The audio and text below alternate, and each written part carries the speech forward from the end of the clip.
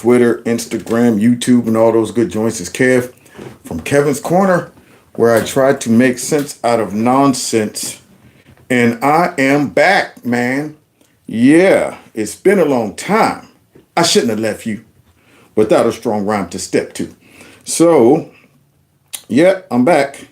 And I'm checking to see if anybody's out there in the ethers. Did y'all forget about me?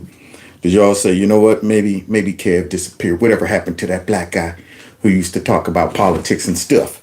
Where's he at? Well, I'm back. You can't hold a good man down. But yeah. So, got to make up for a lot of lost time. We got some stuff to go over.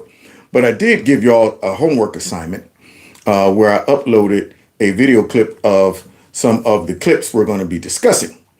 And hopefully you got a chance to watch it because it's a good resource as well to some wonderful takes on the whole situation with Charlie Kirk and the radical extreme liberal leftists. Yipper. Exposed a lot. And we're going to talk about that too. So I want you to go ahead and buckle up because this one might get bumpy and it's going to be a long one. It's going to be a long one because, see, I got a lot of pent up frustration. Got a lot of pent up, feelings on the inside that I need to get off. So first things first, let me make sure that you can hear me. Can you hear me? Check one, check one. Can you hear me? Let me see. I don't know. Let me make sure I can hear myself. All right. Get some lighting going on here. All right. It's been so long. I haven't been in the studio in so long. All my settings and stuff is off. I'm like, does this work? All right. Let me make sure. Got enough light. Oh, wait, that's too much lighting. That's too much lighting. Y'all don't want to see the pimples and mess on my face. Nah, that's too much. All right, so let's see. Let's go right here because I want to see the chat. Yeah, we hear you. Good. All right, well, if that's the case, then there's no reason to prolong the hour. I'm so happy to be back with you guys. I want you to definitely subscribe to my channel. Make sure that you are still subscribed and make sure you turn your notifications on to all just in case the man tries to keep me down. Speaking of that, you can always support the channel through my Cash App, my PayPal link, or the Super Chat. However, guess what, y'all? Tomorrow is my birthday.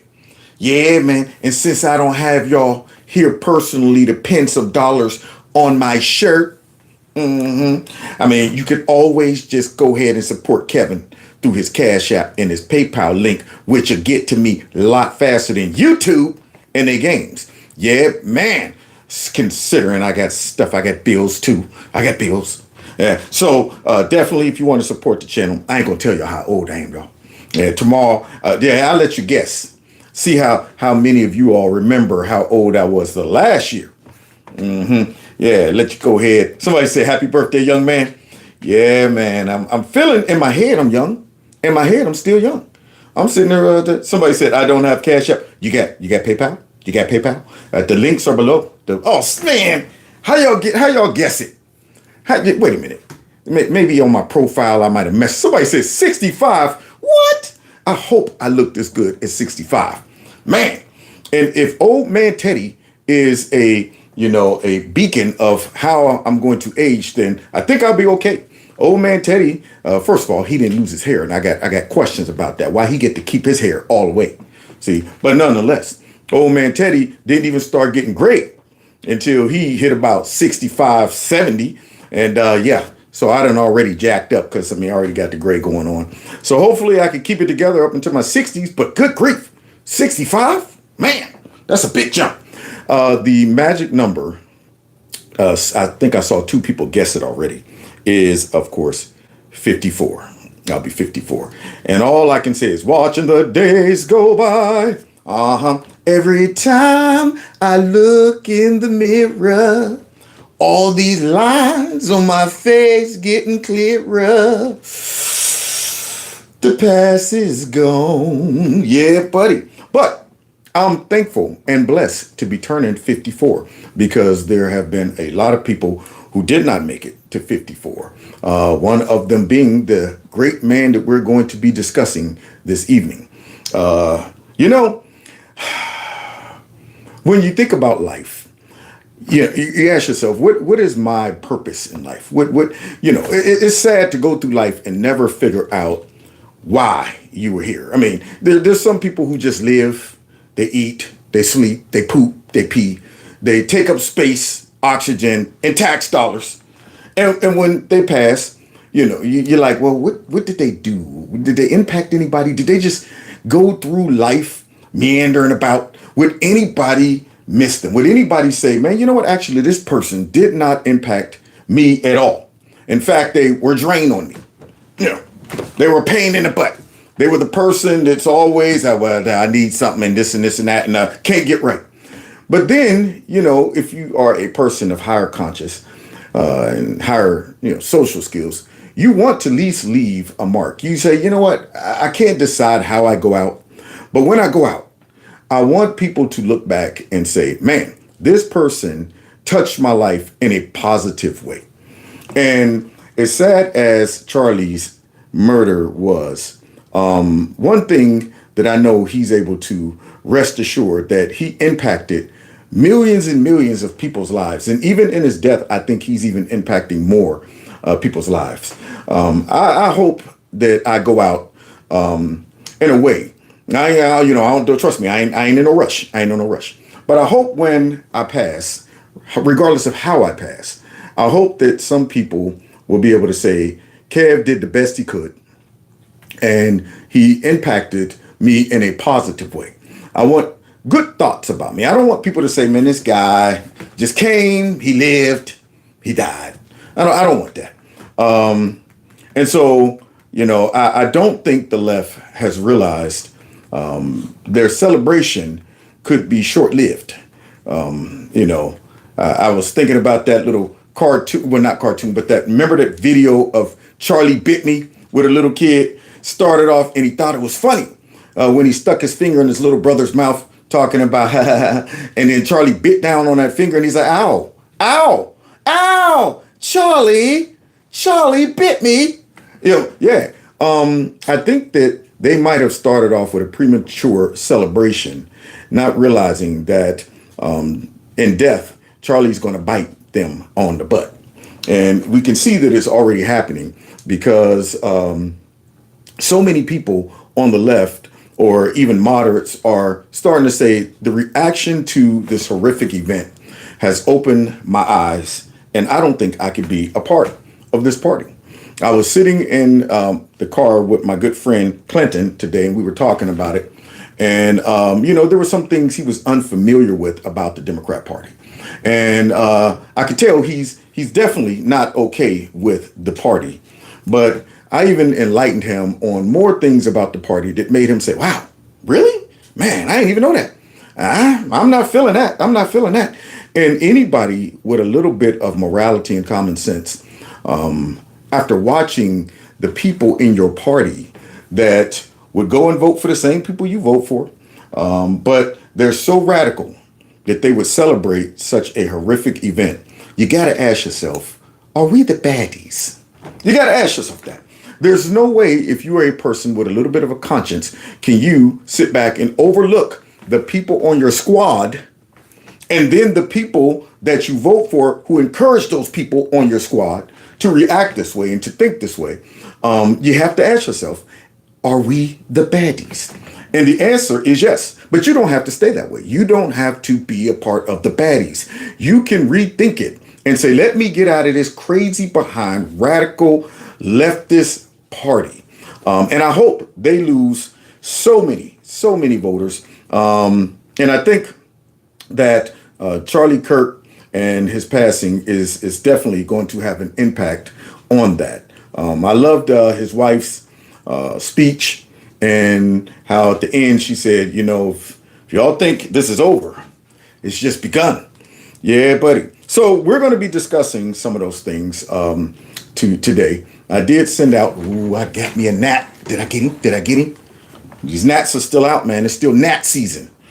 Not Nazi, but gnat season.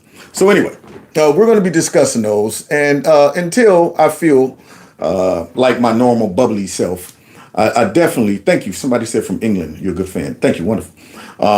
until I feel like my normal self. I love my dramatic entrance and all that stuff, but I want to get more so just straight to some of these clips because, like I said, this might be a little bit of a longer, live stream because of the amount of clips that I put in there. I couldn't leave some of them out. I'm sitting like, oh, this one's, and honestly, there's so much that I want to talk about.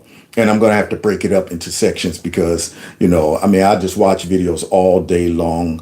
And so many people have great content about, the wonderful life of Charlie, about the crazy reactions to Charlie's death and so on and so forth. So I'm trying to take my time, but at the same time, I'm like, I got to get through, clear these off the shelf, get my mind set, and I move to the next stuff. So for now, let's get into it. And don't forget, like I said, text MAGA to this number 330-974-4607. That right there will keep you in the loop just in case I really, really disappear. Not just because I've been working crazy hours. No, I'm talking about like, you're like, no, this dude, where is Kev? I'll text you. Trust me. If I'm down and out, I'll send you guys a mass text if you text MAGA to that number right there. And don't forget to subscribe to this channel and my alternative channel, which we are uploading some dynamic oldies but goldies and all of the shorts from the current live streams that I do here. Those that don't have the time or the patience and you just want to get to the point, you can go ahead over there. And then some of y'all just love the long live streams. I'm like, wow, that's pretty cool. When people sit there and listen to you chit chat for hours, that shows you might just like Kev a little bit, just a little bit. And and like I said, if you want to support the channel, you can do it through my Cash App or my PayPal link. And once again, happy birthday to me. Happy birthday to me. Yeah, I wish I was still 22. Boy, I tell you, those days. Now, let's get into it because guess what, y'all? MAGA is mad, man. MAGA is mad. And I think that the left, not just the assassination of Charlie Kirk, but their reaction have pushed us off the edge. Yeah. I always would say that, the left, they are benefiting off of grace. They're benefiting off of our civility, our morality, our common sense, our love for the country, our deterrent of violence and things like that. They benefit off of it. It's kind of like before I got saved in college, I was a rebel rouser. I would not take much from somebody who I felt was disrespecting me. I had a particular set of skills that allowed me to deal with folks like that. I'll be like, what would you just say? And they're getting folded up like a briefcase or something. And then when I got saved, I realized that I had to first check in with God before I respond, like my old nature. And so many people after that, it seemed like the devil just sent folks to test my faith. And I would always say, man, afterwards, I find the grace and the mercy to be able to handle it spiritually and walk away because I was able to see what was really behind their behavior. I'm like, you've been sent by the devil. See, I see right through you. Yeah, it ain't you. Yeah, it's Diablo's in you that's testing me. And when I would get the victory to walk away, I would think like, man, this person doesn't even realize how much they just benefited from my salvation. Yeah, they benefited from my salvation, not in a good way, meaning they, started to believe, started to change their ways or their ideas and view about God. No, they benefited from the fact that normally I would whoop their tail. Normally I'd whoop their tail. But I'm like, boy, that person don't realize it. They walked away thinking they did something. And I'm going, boy, I tell you, yeah, if you would have met me about 9 months earlier, it'd have been a whole different outcome. And so when the left looks at the right and the names that they call us and the way that they respond and the attacks and all of this stuff, they're really benefiting off of our civility. If you ain't spiritual, but you are a conservative, you still got common sense. You still have a basic set of morality where you're going, you know what? We're not going to respond like animals. We're not going to respond like these folks. We would wait to the very last minute to actually say something needs to be done outside of the legal ways we can do it and the social ways The boy, I'm gonna get him. I'm gonna get him, man. He is bothering me. I mean, I sat here prepping for the show, couldn't find that dude, couldn't find him flying around. But now all of a sudden I start the show and I knew he was gonna pop up on the scene. Like, yeah, here I am now. You distracted, but not so much that I ain't gonna smash him. But anyway, so yeah, I think that they have gotten used to being able to throw stuff and yell and call us names and shout us down and all of that stuff. But when something like this happens, I think that so many on the right are saying maybe enough is enough. Now, what does that mean? There's a lot of things that could mean.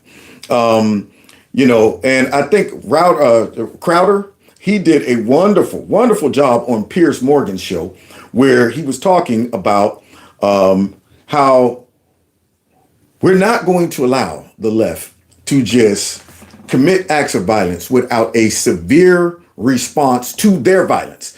And when I say that, in a defensive way, because they've been getting away with a lot. Under the Biden administration, they could attack folks. I mean, when Charlie Kirk first started, they were throwing stuff on stage. They were hitting people with bottles. They were always doing stuff and getting away with it. And I think that gave them a false sense of security. And Anna Kasparian was on Piers Morgan, and she was talking about it. And she was saying, when the left is acting up like this, they really don't want civil war. She's wise enough to know that most likely if that happened, the benefit would be towards us. The conservatives have had such restraint when it comes down to the radical left and these raggedy behind Democrats and the way they act and how soft they are and how cowardly they are. If we ever, came off the bench for real, it would be bad news for them. I mean, you could tell. I mean, the folks that are out there doing all of that, Antifa, you get a whole bunch of skinny folks doing that. You get the purple hair people with flip-flops. I mean, they just look like they're prey ready to be eaten. And they don't realize they're benefiting off of our patriotism, our love for the Constitution, our love for law and order, all of these things. But with Charlie Kirk's death, it has pushed a lot of people to the point where they are mad. And I ain't gonna even lie. I'm mad. I'm mad at what they did to him, but I'm also mad at the reaction after what happened to him. And then they're still acting a fool. So I'm gonna highlight a couple people who you could tell done had it up to here. Yeah, they are mad. Folks on the right have had it. We don't want to hear nothing about well, now it's time to be friends and everybody got to have level heads and come together. We're done with that mess. I'm sitting there like, we've tried that mess since I've gotten into politics, which is, about 12 years now. Started like 2 years before Trump was elected and, been doing this for a long time. And the whole time I'm waiting for these folks to calm down. I'm waiting for these folks to change their behavior. And it's not. They have, been so vile and disgusting. And I also point the finger to the folks that encourage this type of negativity.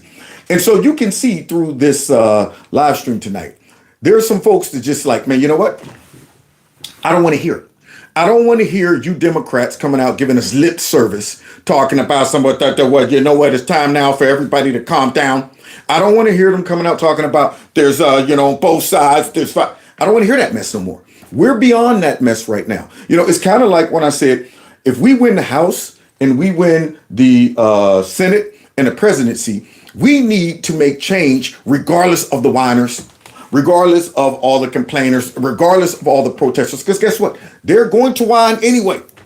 Yeah, right about now, we need to step on the gas and do what we need to do in spite of all of the crying and whining and stuff like that. So let's get into it because this first lady, yeah, you saw it on the thumbnail. She is furious.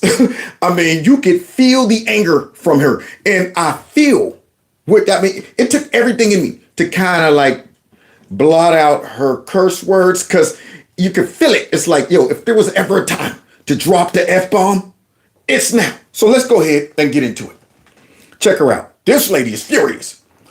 MAGA is mad. You mother king animals! You liberal, progressive, deranged fucking animals. Yeah. You are so hateful in your hearts to go out and shoot a young man who's never hurted anyone. Yep. With Christian values, a young, beautiful family. And see, that's what burns me up. She got a good point. Because see, in their mind, words are violence. See, this is the stuff that their leaders allow them to get away with.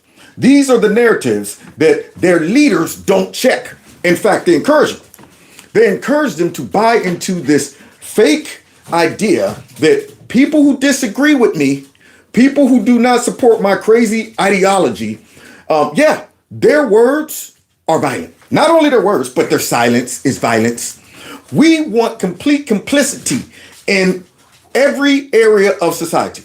And if you don't agree with our radicalism, then we will deem your words, your opposition, as violence towards me. Now, they don't know what real violence is.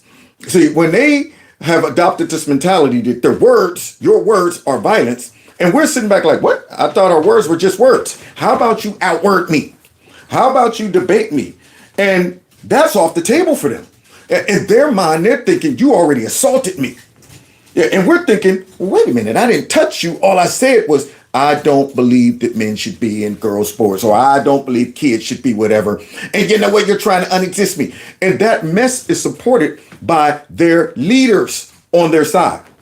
Yeah, so it validates them and it makes them think, well, if your words are that's the basic premise of them responding violently, because you're giving them every excuse. You're saying, even if nobody touches you, how can we get these crazy folks to react and scare folks into submission, to intimidate society, to harass society and all that? How can we get them to buy into that, past the fact that normally back in the day when folks were saying, you had to smack a person, spit on a person, punch a person for them to say, now I need to respond, but that right there, that won't work for sane people. So the left have said, how can we get them to, respond in the most drastic, dramatic way to anything that folks on the right disagree with us? How about we come up with this concept that, nobody got to physically do nothing to you. The fact that they just disagree with you is violence against you. Now, imagine somebody who ain't wrapped too tight. They're going to immediately say, well, you know what? Your words right there just punched me in the gut. It's just trying to make me unexist. And you're trying to erase us and this and this and that. So you appease all the crazy folks that love being a victim. They're waiting. They've been waiting in the wings for somebody that they can look at in a position of authority to give them the green light to be a bigger victim. And the Democrat Party has come along and done just that.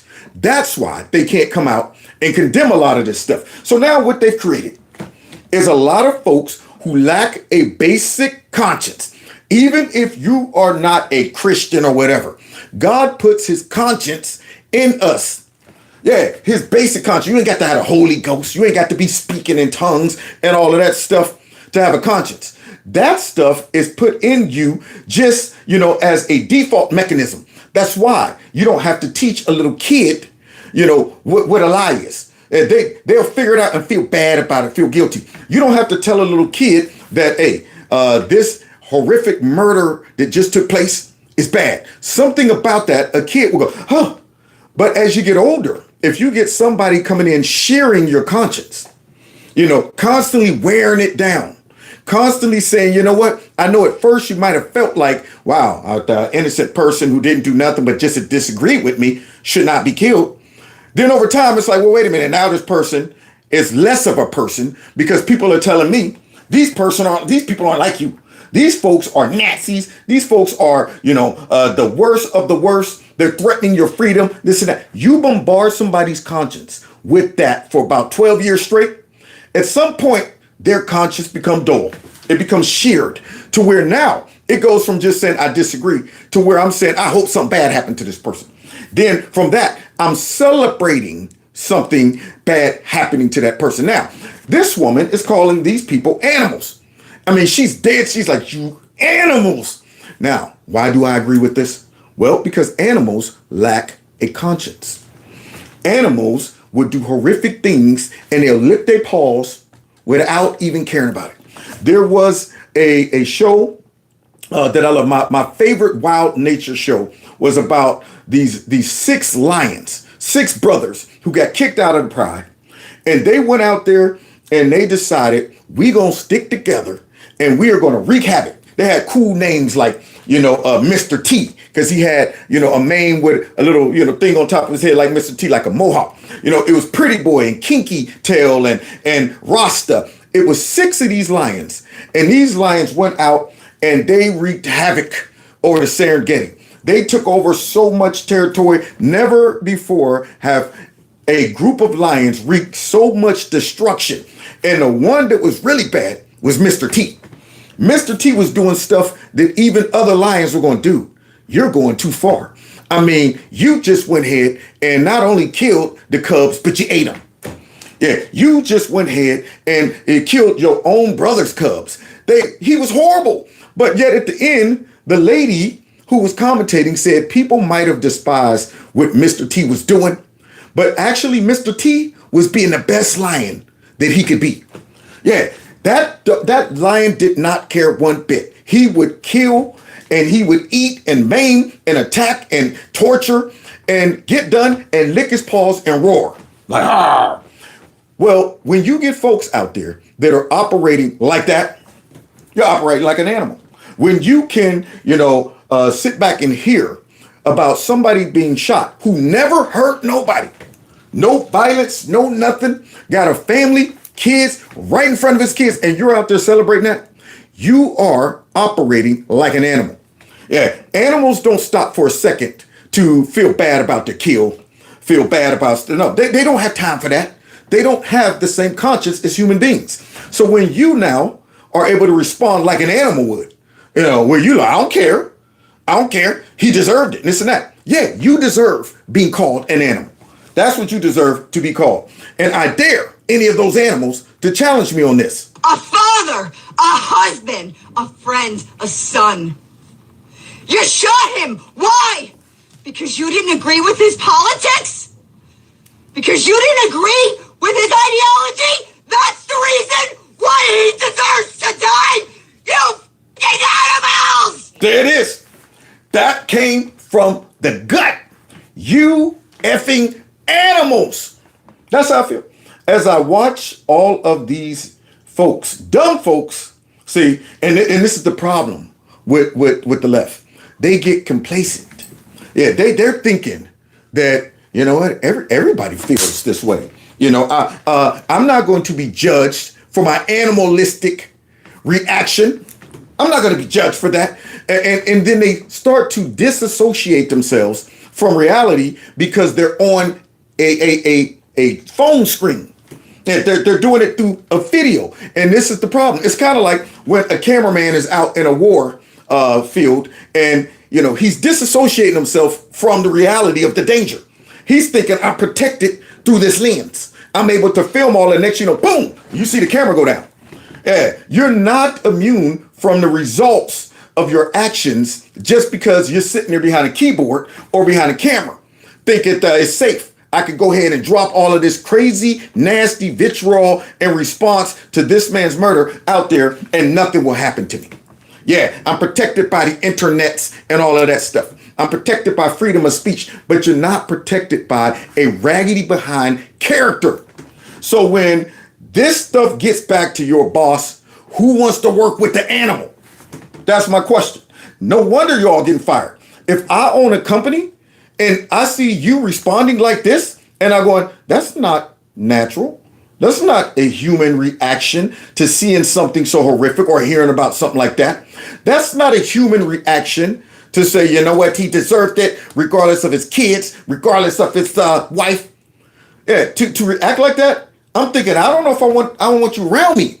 I don't want you in my presence. I don't want you representing my company. And then you get out to talk about, wait a minute, what had happened was in the freedom of speech. And I'm like, yeah, you still got the freedom to go out there and say the dumbest, nastiest things, but what you don't have is a right to work around civil people who have a basic human conscience that would stop and say, man, that's messed up. I mean, good grief. It should have never came to this. It would be one thing if these people were just saying, man, that's messed up. I didn't agree with Charlie Kirk, but man, that's sad. No, these folks out there, like, he prided on himself. One teacher was showing her kids the video footage. Yeah, and she's, expect to keep her job. That's when your liberal ideology gets your butt in trouble. Because once again, we're such a victim that we're untouchable. Nobody's going to say nothing to us because, see, all we got to do is cry. We're a victim and we're fighting against fascism. We're fighting against all of the evil. But they don't realize now that the tide has turned. The tide has turned. The culture has changed. And so their crazy ideas and vitriol is getting their butts fired. And this woman feels it. You freaking animals. When I see the reaction of these people, I'm going, animals. I mean, you might as well just be in a zoo. How do you get to a point where you lose your humanity, your soul, to where you can't respond to what took place to Charlie Kirk? I mean, unbelievable. But she ain't the only one. Because guess what?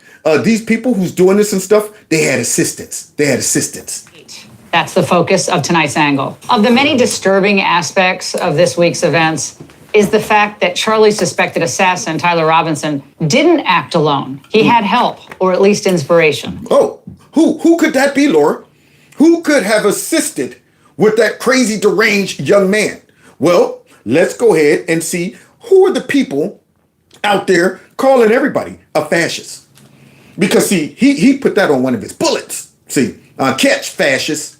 Let me ask you tonight, do you think Donald Trump is a fascist? Yes, I do. Try to prevent the spread of the lawlessness and the fascist chaos. The fascist chaos.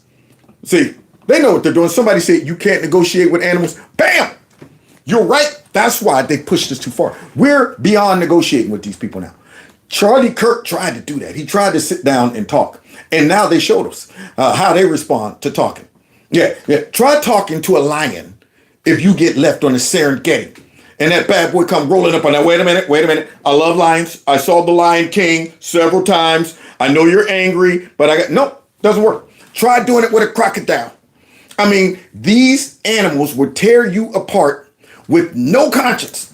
I've seen people get eaten. The one guy who lived out there with the bears got overconfident out there. I think he moved to Alaska, was showing videos and writing books and stuff, talking about the bears and loving on them and stuff like that. And they feel me.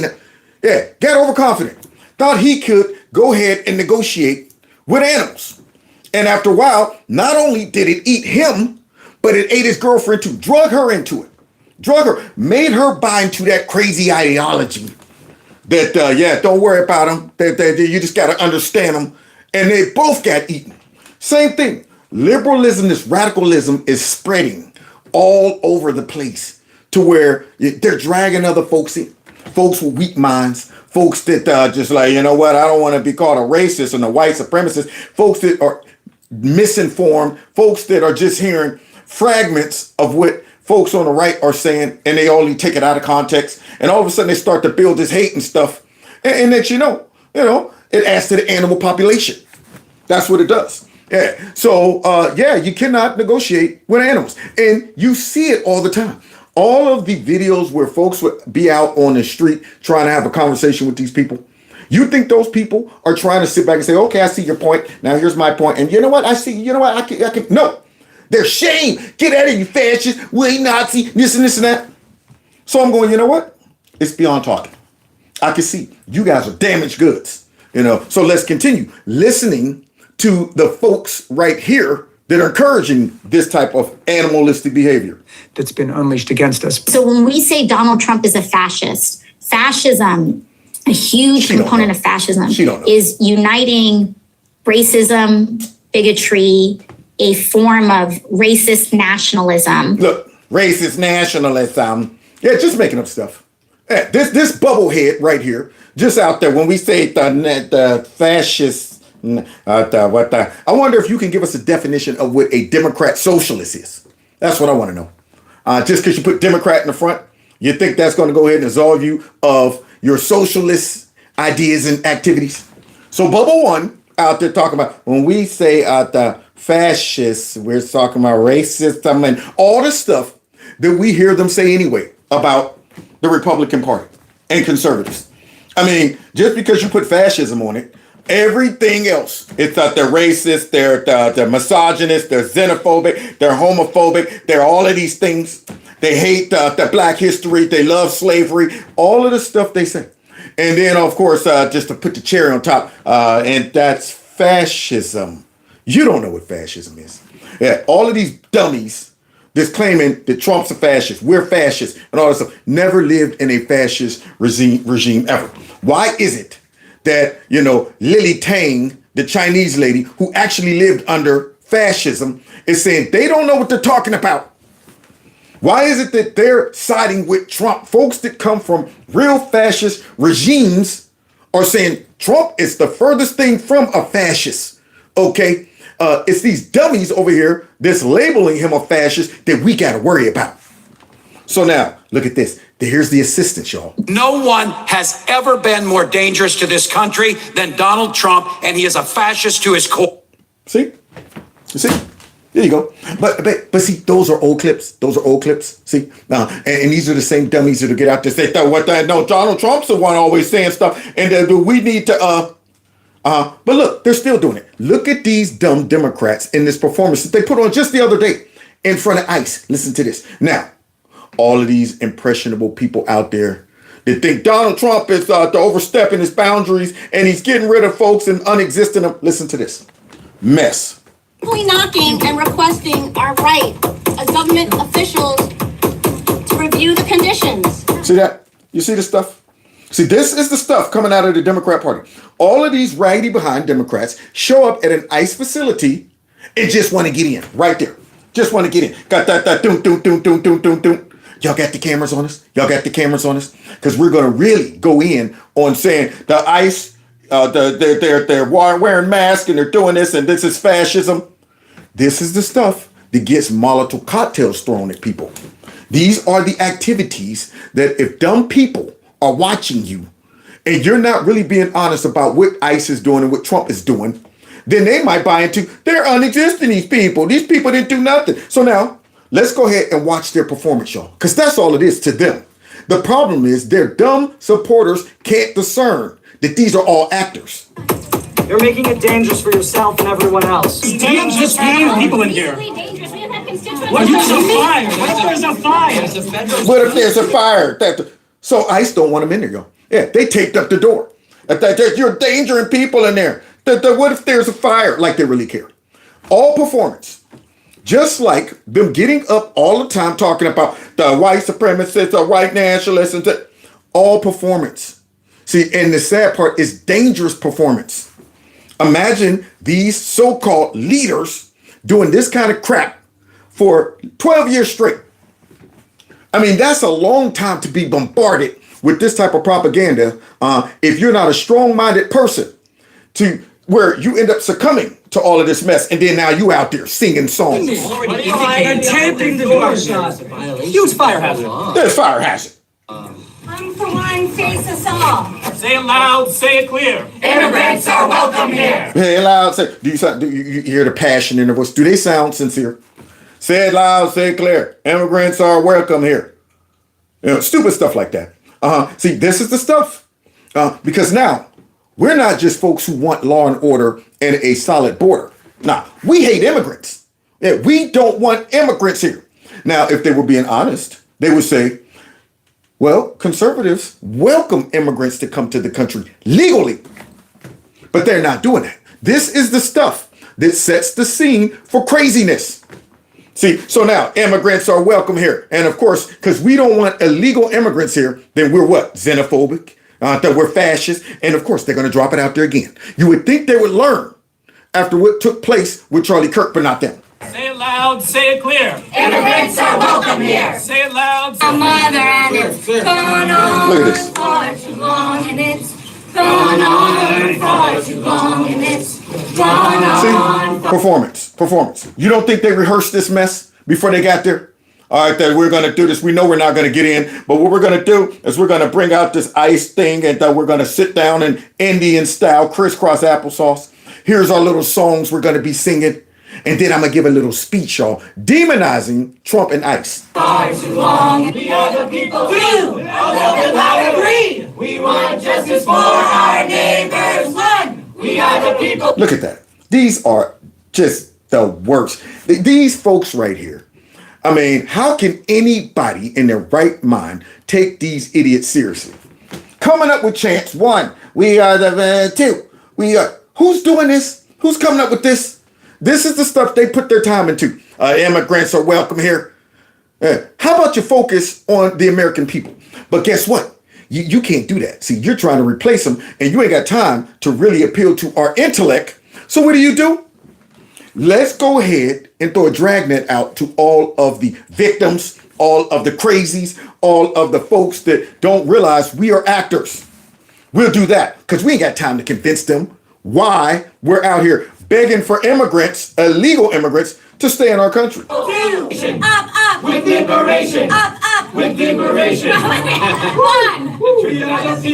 If you refuse to leave on the federal regulation, I'm here we're going to be for my fellow neighbors who have been kidnapped off the. Look at it. You hear that? You hear the language in the background? The police officer is saying, y'all have to leave. We're here for our fellow neighbors who have been kidnapped off the streets. Now, here it is.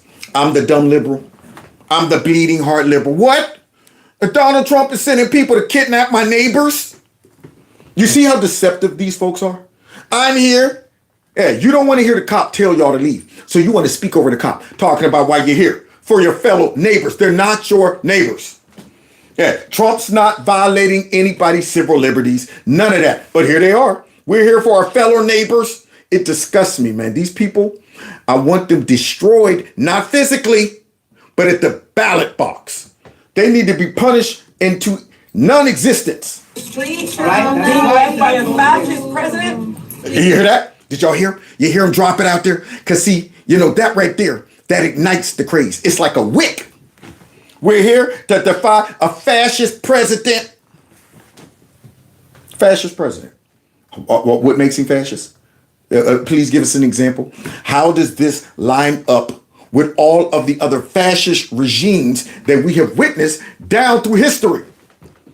If that's the case, how are you dummies able to go in there with cameras and do what you're doing?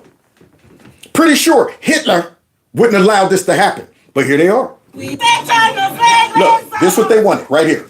Aquí estamos y no nos vamos. Y si nos echan, nos regresamos. Now see, we speak English here in America. We speak American, okay? I want some American spoken. You're not helping your cause when you're up here talking about we want legal immigrants because they're our neighbors and our brothers to stay. But you're up here speaking something. I'm going, even if I wanted to go ahead and jump on the cause, I'm going, I don't even know what you're saying. How can I get involved with the chant?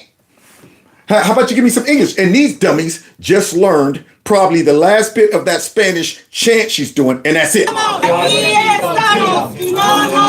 don't know, man. What day is that? I can't remember. We just learned it 5 minutes before we came in here for this stunt.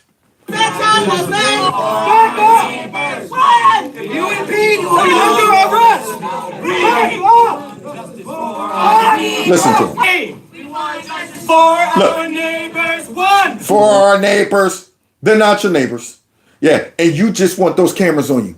So your crazies will look at this and say, that's right. They're fighting against fascism. I am here to ensure that we protect all our fellow constituents. It is not illegal to be undocumented. We shall not be moved. Yeah, that's right. We're in the civil rights era. And they're talking about we should not be moved. But guess what? They're all getting moved. They're all getting moved. We shall not be moved. Until ICE drags you out of there. We shall not. Can I get up, please? Are you going to arrest us for the cameras? That's what we really wanted. We shall not be moved. We shall not be moved. Nothing but a performance. Nothing but a performance. And they're all being moved. Somebody said it's also dumb. Now back to the chant. I don't understand. No most vamos. No español. No español. And y'all want to appeal to regular everyday Americans. As you're singing in Spanish and down there trying to keep illegal immigrants in the country. Yeah, I don't see them out there chanting for the homeless.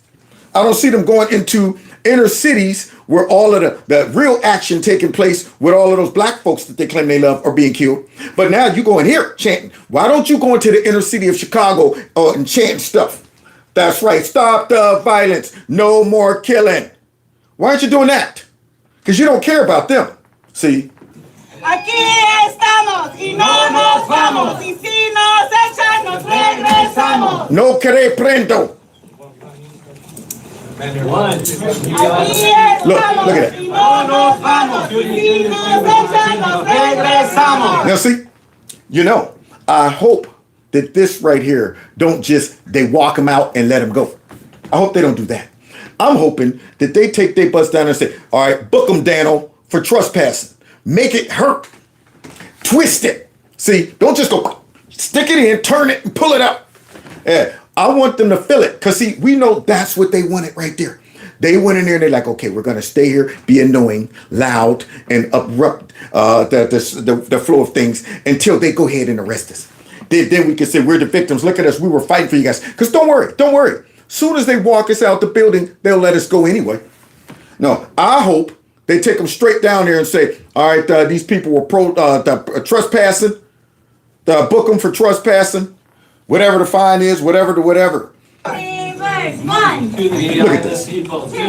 Many of us started coming down here to see what was happening, and now I've been here more than a dozen times, and every single time I have seen a lawless abduction. You see? I've been here with that nasal voice. I've been here several times. I keep coming down. Why do you keep going down there? Yeah, you're trying to win an election in New York. And what you're going to do is cause a stunt. Go down there talking about I keep coming down there. Are you going down to the homeless camps? Are you going into those cardboard boxes where folks are living? Talking about I keep coming down here. But yeah, you're going to ICE. You're fighting for the wrong people. How about you fight for Americans? They disgust me. And then, of course, here comes the demonization. And a woman who was 8 months pregnant have her husband ripped from her arm. A woman who was 8 months pregnant had her husband ripped from her arms. Now, what image does that send? Could it have been that husband was illegally here? And I'm sure that she could go with her husband. Yeah. So what are you talking about? That husband. These are the things that they use to get people riled up. Stories like this, exaggerations. Probably made up. Arms. And what she said to my wife, she was sobbing in my wife's arms, was, are they going to kill them? See? You see this? What she said to me while they were taking, are they going to kill him? Now you got these people so riled up and so scared that they're being disappeared and stuff like that. You're telling me this lady was like, are they going to kill my husband? What? See? Now, what image does that send to people? Where you're saying these masked people are just kidnapping folks. We don't know what happened to them. They're disappearing them. And now this person's talking about, are they going to kill my husband? That's what you think is going to happen? That it's nothing like just a simple deportation? That we're just going to terminate them? Where are they getting this from? Stupid people like this. And we're talking about people who are fleeing violence and terror, and we are subjecting them to violence. We're subjecting them to violence. People fleeing violence and terror. Where? How? Is that a way you can come into our country just because you're just saying that out them fleeing violence? What kind of violence? What country are you from? Are they in a civil war? No. Then take your butt back. Or there's gangs and stuff there. So what? There's gangs here too. Your government has to fix that problem. Ain't our problem. So peace. Okay? But that these people are coming here, they're fleeing the violence and terror. And then they're being terrorized here. So now, what does this do? Demonize ICE. Because you can't win on the merits. You can't be honest about what's taking place. You can't even tell everybody that these people that are being deported aren't Americans. They're our neighbors, our friends, our brothers and sisters. So once again, all of this is built and based on lies. So now all of a sudden they're being subjected to violence. When? Well, only time you're going to get violently dealt with by ICE is if you're running or you're resisting arrest. But this guy, a wannabe politician, is lying on camera. Yeah, he knows what he's doing. And then holding them behind the doors of this duct-taped, wire-tied building, which we know is not a place where the rule of law or where justice is applied, but where agents wearing masks who don't present warrants, who don't... The agents that are wearing masks. Now look at these kids, these kindergartners, all sitting crisscross applesauce as the camera's on this guy giving a bad speech and a lying speech. They're behind these doors, duct-taped. They were duct-taped because y'all showed up unannounced out there singing chants. And then secondly, all right, what do you think's going on back there behind the walls? Do you think the fascist regime is torturing them? Because I'm pretty sure if this was Hitler, they would have all kinds of experiments going on. They would be gassing folks. They would be doing all type of stuff like that. But you guys just called Trump a fascist regime, and they're in the back. And I know God knows what's still going on with them. And they're being kidnapped by folks without masks. And he knows. He knows that ICE is identifying themselves once they capture these people. But he's not addressing why ICE have to wear masks because of this stuff. It's stunts like this that causes ICE to have to wear masks, puts ICE in danger. It's rhetoric like this that puts ICE in danger, law enforcement in danger, and then it filters over to us as conservative voters. Yeah, they just label us everything. So now, you see, it's still happening. It's still happening. Yeah. See, these folks have no other way to try to compete except for the most foul stuff said about their opponents. Don't give their identity. Grab individuals who came just to have their court hearing after judges advised them of their rights under the Global Convention Against Torture. See, there you go. That's the left. They just don't get enough. So back to Laura. Now, the FBI, of course, as we just talked about, revealed that the bullet casings found near the weapon included an anti-fascist message. Now, it's not a leap to believe, as I've said many, many times on this show, that those words, MAGA Republicans are fascists, they're dangerous, repeatedly and endlessly uttered by prominent individuals, can come across like an order, or at least like an exhortation. And Joe Biden, he may be a doddering old fool, but his speech 3 years ago at Independence Hall helped light the fuse. Donald Trump and the MAGA Republicans represent an extremism that threatens the very foundations of the Republican Party today is dominated, driven, and intimidated by Donald Trump and the MAGA Republicans. Y'all hear that? Yeah, it don't get no more Hitlerish than this. Oh, man. I'm going to tell you right now, I'm about to go off on this bug. Oh, I'm going to get him. Oh, I think I might have got him. Take that. And we need some liberal bug spray, too. As soon as they come up, we shall love, shh, get out of here. So anyway, this right here set the tone right here. This guy coming out, MAGA Republicans, Donald Trump and the MAGA. And that is a threat to this country. Afterward, the Angle tried to warn everyone. They sent poor Biden out to do his angry man routine. Democrats are the ones doing the real damage to America. Oh. Theirs is a relentless assault on our bedrock principles, on the idea of a politically blind justice system, on our national sovereignty, on parental rights and education, on our right to free speech. This period of... All of those things we watched. Now understand, we, the conservatives that are responsible for all the violence and stuff like that, we sat through 4 years of raggedy behind, creepy, sleepy, sleazy, slimy, sloppy Joe. His attack on free speech, his attack on conservatives, protesters, all of this. We watched all of that. Did we go out and start doing the stuff that we see the left doing? Did we do that? We didn't do that because we're civil. We got common sense. We got self-control. We got discipline. So what did we do? We thought we could change it by just going ahead and beating them at the ballot box. But guess what? Their crazies got crazier because the Democrats are all out of chips. They're going, you know what? We've been beaten to the point where what we need to do is rile up our base to a level to where they're doing crazy stuff. And then when they do it, we sit back and go, well, wait a minute, we ain't do nothing. And now it's time for us all to come together. It's time for us all to come together. And don't forget, Donald Trump and his rhetoric, he needs to come ahead and coming up with all these stupid excuses, knowing that these folks have been planting the seeds for stuff like this to happen for years. Intimidation, recriminations, threats, having the military stand behind Biden. This isn't going to end unless we end it. Yeah. Unless they are defeated politically. Yes. Now, Charlie understood this better than most because he willingly, frequently, boldly put himself out there. And he went toe-to-toe with liberals, with leftists, with anarchists, atheists. And he gave them their chances to debate him, but they never won. And they still haven't won. He and I discussed possible fallout from the left's violent rhetoric many times on the show. They're trying to provoke. So now, this is Charlie back then. Yeah. See, he was a bad man. He was a bad man. Look back then. Listen to this. Provoke, I think, conservatives and Republicans to do something that we shouldn't do and that's uncharacteristic. We have to remember, we have to stay peaceful because their language that peaceful says the person whose words are hurtful. The peaceful who says the white supremacist and white nationalists. I mean, I'm pretty sure if he was a white supremacist, he said, you know what, this is our time. All the white folks rise up and we're going to go ahead and get rid of all of these black folks and these other. Yeah, when I was hanging out with Charlie Kirk and all of the rest of those black conservatives, he didn't say, yeah, I brought you here so me being the fascist that I am, got that put you all in the gulags, set you up, brought you all the way out there to Arizona just to put you all in the camp. He didn't say that. Yeah, it was all black folks. Charlie Kirk was the only white person there. I still got the pictures. Then turned around and made sure we all were able to go to the White House. Yeah. I got my invite.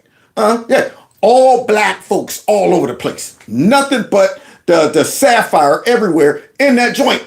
But yet Trump and Charlie Kirk is the white supremacists and stuff like that, who spent money to make sure black folks can, travel and go to the White House and come out to Arizona and stuff like that. I didn't have to spend a dime. Didn't have to spend a dime to go to Arizona. Yeah, that's the white supremacist though, right? Yeah, I didn't go looking for him. They contacted me.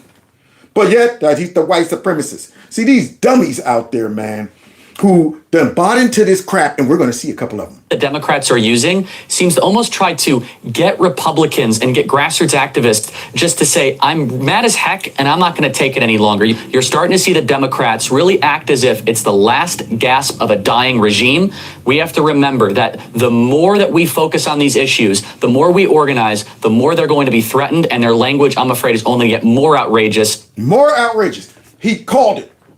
Yep. Because remember, their back's up against the wall. Yeah, they're screaming demons right about there. It's like when Jesus cast out the legion of demons.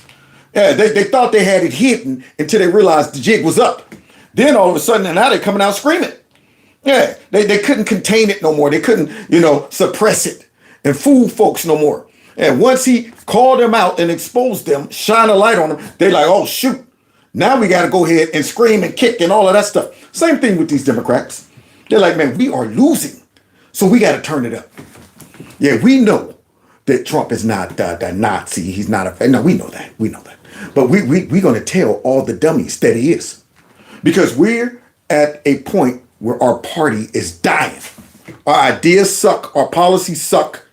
Yeah, but you know what don't suck? Is our propaganda and our lies. And Charlie called it out. It's hard to even watch that now. In their laboratories of radicalism and hatred, leftists mix the lethal toxin that triggered this. Now, yep. And Charlie was right. See, they want us to go ahead and fulfill the lie that the biggest threat to the homeland is white supremacy and the right wing. That there's more right wingers out there that is, yeah, they want that. Joe Biden was hoping that all of the right wingers would say, oh, you say we're danger? We're going to show you. We're going to show you just how dangerous we can be. They're hoping that. So they can say, told you. Because they don't have enough of that to go around to support the claims that boathism and stuff like that. It's kind of like the racism thing. And we can't find enough racism, so we're going to invent it. We're going to go ahead and come up with all these crazy stats and these lies and stuff, these crazy comparisons. They don't have enough of the right-wing violence to really support the lie that all of the right wing is the ones that's... And I'm saying, really? I'm on the right. I'm conservative and I don't see it. Why aren't they contacting me for all of the violence? Why aren't they doing that? I didn't get my violent the notification. They excluding the brothers on the violence. We're conservatives too. So once again, they make that mess up hoping that it will be a self-fulfilling prophecy. And the month before the Butler assassination attempt, Joe Biden planted the seed in the public consciousness that a threat needed to be neutralized. Called it a genuine threat to our freedom, the greatest threat to democracy. That was Donald Trump. Greatest threat to democracy, threat to our freedom. Now, we didn't even come off the bench when they shot Trump in the ear. Killed Corey. We still remain calm. All down through the 4 years of this dummy and all of his antics, all of the lawfare, all of them going after conservatives and stuff like that. We still remain civil. Now imagine if this was being done to the left. See, and yet they still claim we're responsible for all the violence. Unreal. Now the obvious inference is this is such a grave danger that it needs to be stopped by any means necessary. That's how Thomas Crooks and Ryan Routh saw the situation. Yep. Of course, for years, Democrats, though, have refused to confront the lethal toxin they were brewing. Yep. Refuse to confront it, because how are you going to confront it? Right now, you're relying on those crazy folks that will come out and be out there singing songs and making chants and stuff. You're relying on them. You don't want to offend them by saying, actually, you guys are a little too crazy for us. We want to move back towards the same voters and stuff like that. Now, you don't want to do that because you put so much effort into making these folks radical. How you going to come out and then say, you know what? You need to pull back a bit. You made me. Hey, you can't sit back, feed your pit bull hot pepper, black pepper and hot sauce and popping it with a towel. Putting big chains around his neck and making him run up the trees and yank on meat and all that stuff. And then when it gets off the leash and goes and eats one of your neighbors, then you talk about easy boy. I didn't expect you to do that. Well, wait a minute. You've been, trying to get me mean and attack folks for like 3 years now. Now I'm off the leash and you talking about you went a little too far. See, and what would happen? That pit bull would say, now I'm about to turn on you. So now they've created a monster. The Democrat Party have created a monster and a cancer in our society that now they got to go ahead and try to manage. And they're doing it by trying to block us from identifying a real source of the problem by saying, now we condemned the murder of Charlie Kirk. We condemned it. So what? So you now are condemning it after you've encouraged it. That's what you're doing. Yeah, you're doing us the fake behind, we do not support any violence, the program automatic response. And then we say, we don't want to hear it no more. See, we're beyond that. Y'all done pushed us off the edge. I don't want to hear you coming out to the mic talking about that we condemn it. Shut up. We don't want to hear it. Okay, after all of the years of encouraging it, now you want to come out and say, I condemn it. And we know, like, a week or two go by, you're right back to it. Right back to it. And instead, it was just this. Violence doesn't come from Democrats, just to be clear. It is MAGA. It's specifically MAGA faction. You see? See these liars all over the place? Did you see the yellow canary out there? You see Big Bird? And then look at this greatest terrorist acts we've seen since 9/11 are not from foreign terrorists. They're from homegrown right-wing extremist groups. Just straight line. Just straight line. The homegrown white. Now, imagine if these folks would have remained in power. They would have used all of these lies as a predicate to go out there and jail all kind of folks. We're not even doing that. I mean, right now, Antifa probably should be labeled as a domestic terrorist group. We probably should send some feds in to go ahead and deal with these folks. But once again, these folks are out there just at the right wing, setting the scene to go ahead and go after anybody who disagrees with them. All of the folks that were under surveillance and under investigation under Biden, Crowder, yeah, he was on the list. The Michael Knowles, I think it was Matt Walsh. Yeah, these folks are we better look into these people. They look dangerous because they're disagreeing with the left. Unreal. The Republican Party has enhanced and embraced and encouraged violence, especially under the extreme MAGA cult of Donald Trump. And you wonder why? You wonder why you got crazy folks out there. They encourage that. And I'm going, where is all of this taking place? I mean, nobody's more MAGA than me. I mean, I'm pretty in the know. Yeah, I follow what's going on. I'm not seeing it. So now how are you going to get out there and just throw it out there unchallenged? And then the media parrots it. And guess what? The folks eat it. Their dumb voters eat it up. They brew this mess up and they shovel it out there to their voters and they gobble it up. And then, it ends up, they poop it out. And now you're going out there. You've been eating all of those lies and propaganda. I see you done pooped it out in the form of throwing Molotov cocktails, in the form of calling everybody a white supremacist nationalist, the fascists and this and that. More dehumanizing language, more lies, zero self-reflection. None. Now, they might wonder why a new YouGov poll found that almost 2.5 times more Democrats than Republicans then believe violence can sometimes be justified to achieve political goals. And you wonder why. 14% of Democrats, only 6% of Republicans. And I want to know what the question was. Because, I mean, I want to know what those 6%, maybe they're thinking about the extreme cases. The extreme cases. Because when I think about us actually coming off the bench, it got to be something like if, God forbid, Trump would have been assassinated. That right there might have made a lot of us say, man, we got to come off the bench. I mean, you know, where do I come? Where do I meet up? But there's very few cases where I say, okay, without being provoked, we need to come off the bench. But rest assured, if we see some of these crazy folks telegraphing what they're about to do to us conservatives, I think it's time to take the gloves off. Yeah, when I see you cocked back like this with a Molotov cocktail or a brick, it's not time to say what that those just liberals being liberals. Take that brick and shove it up their butt. That right there might curb their behavior. See, so I'm sick of folks just riding by, tolerating the crazy folks doing stuff like that. You know what? And nothing happens to them because it's taking place in these radical liberal whole ran cities where they don't punish them. They don't try to stop them. They don't try to discourage their behavior. They don't document their violent behavior as left-wing violence. They don't do that. Yeah, that's just civil discord. And yet you come out with these raggedy stats. So with the right wing is and I'm going, so you just overlooked the summer of love? You overlooked them assassinating that dude out in Portland. Hey, we got a Trump supporter over here. Bang, bang, dead. You overlooked that? That didn't get qualified as right-wing violence. I mean, left-wing violence. Didn't go down in the stats. Unreal. That same YouGov survey found that Democrats, by a 2-to-1 margin, believe it's always or usually acceptable to celebrate the death of someone they oppose. 11% to 6%. Wow. And of course, if you're on social media, you've seen the most heinous, vile reactions to Charlie's murder from leftists from all walks of life.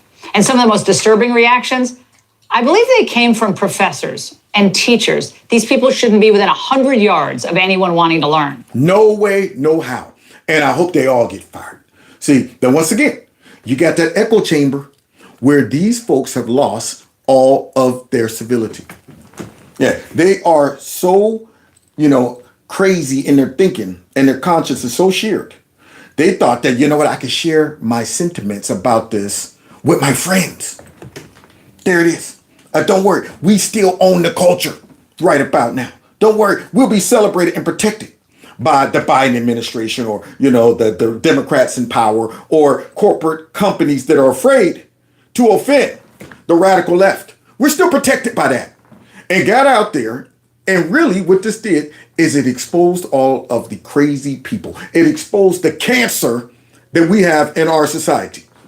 If nothing else came from this, we now have a good idea of the cancer and the rot in our society. We're able to see the faces of evil. Yeah, had it suppressed, hidden. And then something horrific takes place. And what do? I'm going to share this with my friends. They'll celebrate it. But yet the school didn't. The university didn't celebrate it.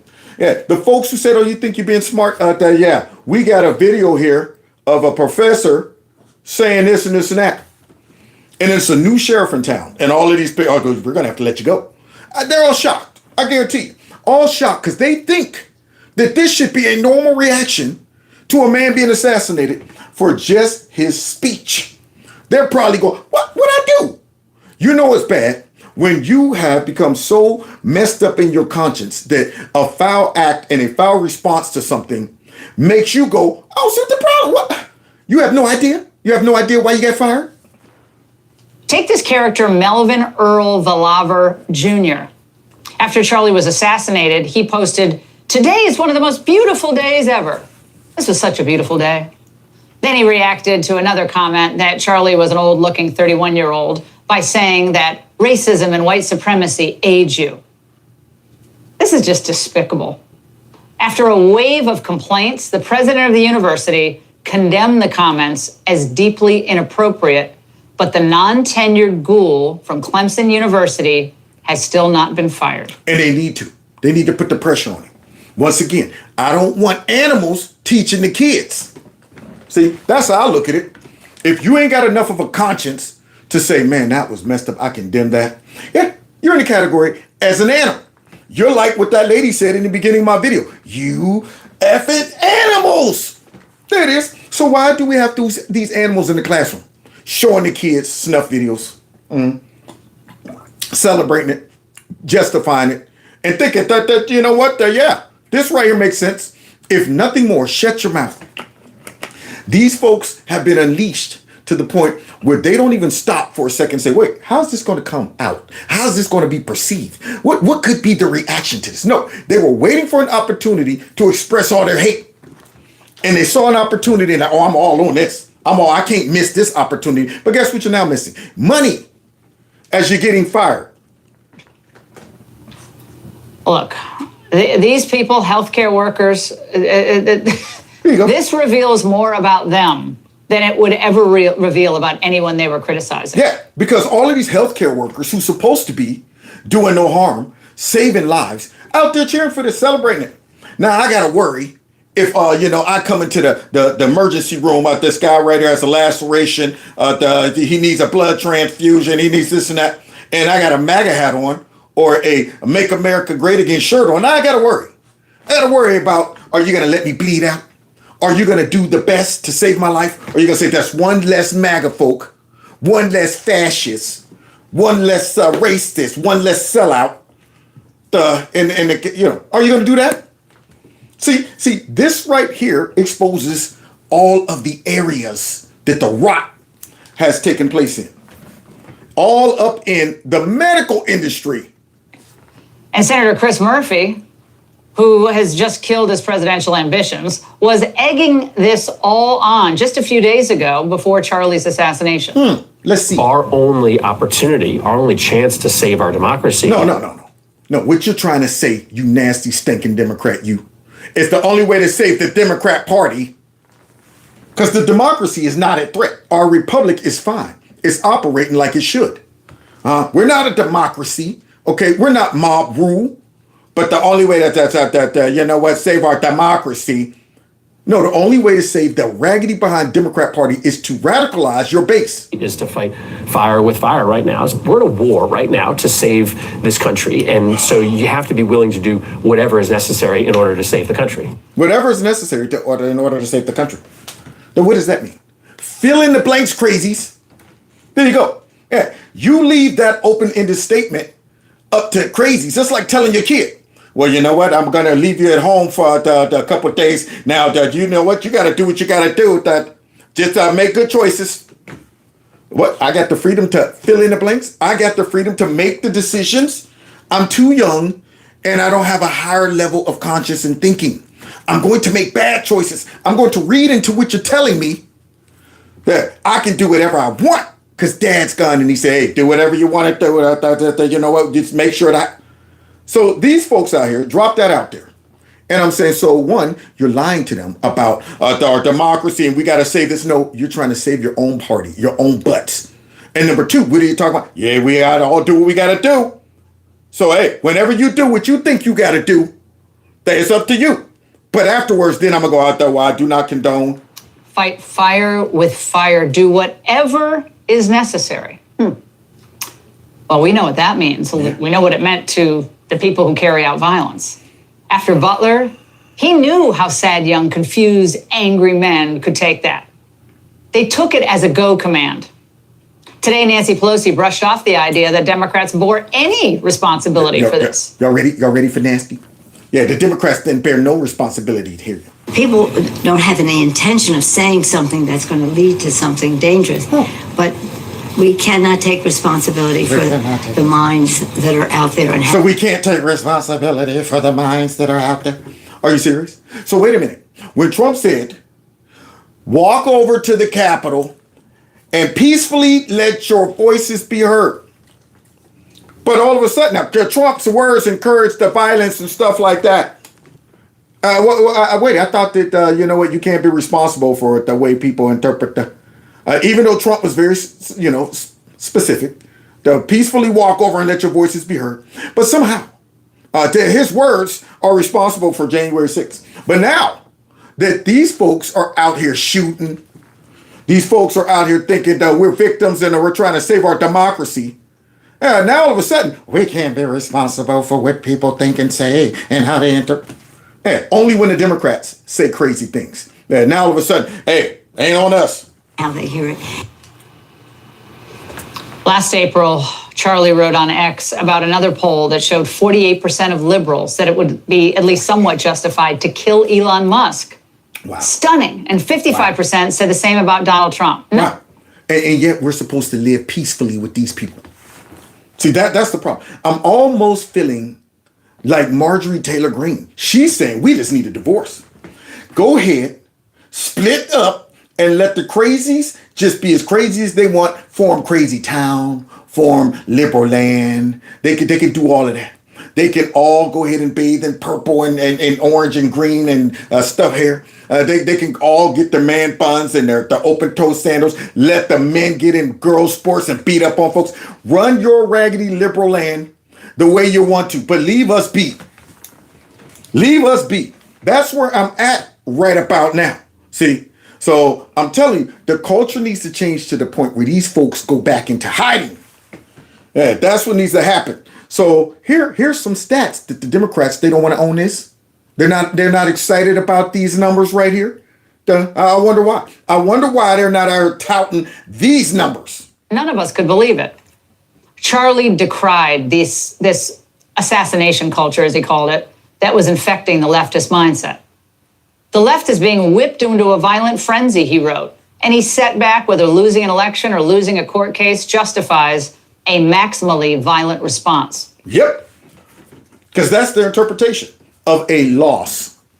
You know, a republic that we live in, you know, a duly elected president, that we can't take the loss. And yet we took the loss.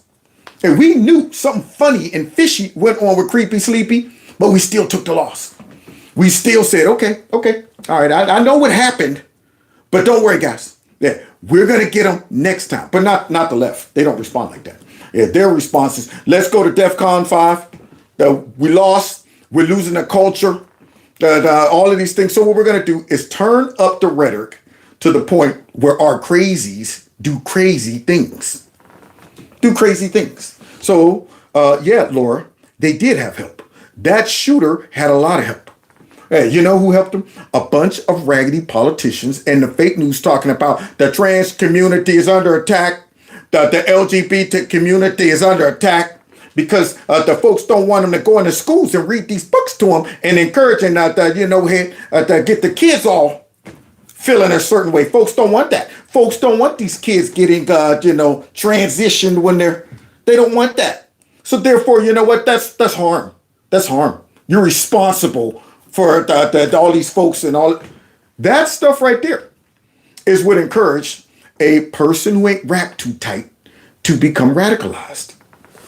This is the natural outgrowth of left-wing protest culture, tolerating violence and mayhem for years on end. Bam. The cowardice of local prosecutors, school officials have turned the left into a ticking time bomb. Bam.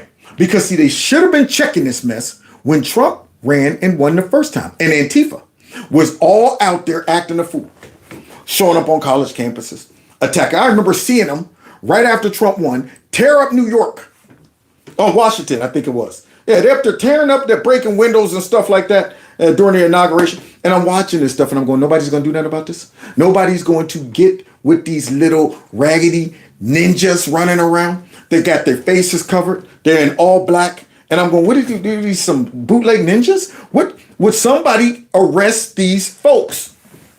So they allow them to operate like that in liberal cities for a while. See, and then you wonder why all of the violence takes place. You wonder why. See. Tragically, Charlie was correct.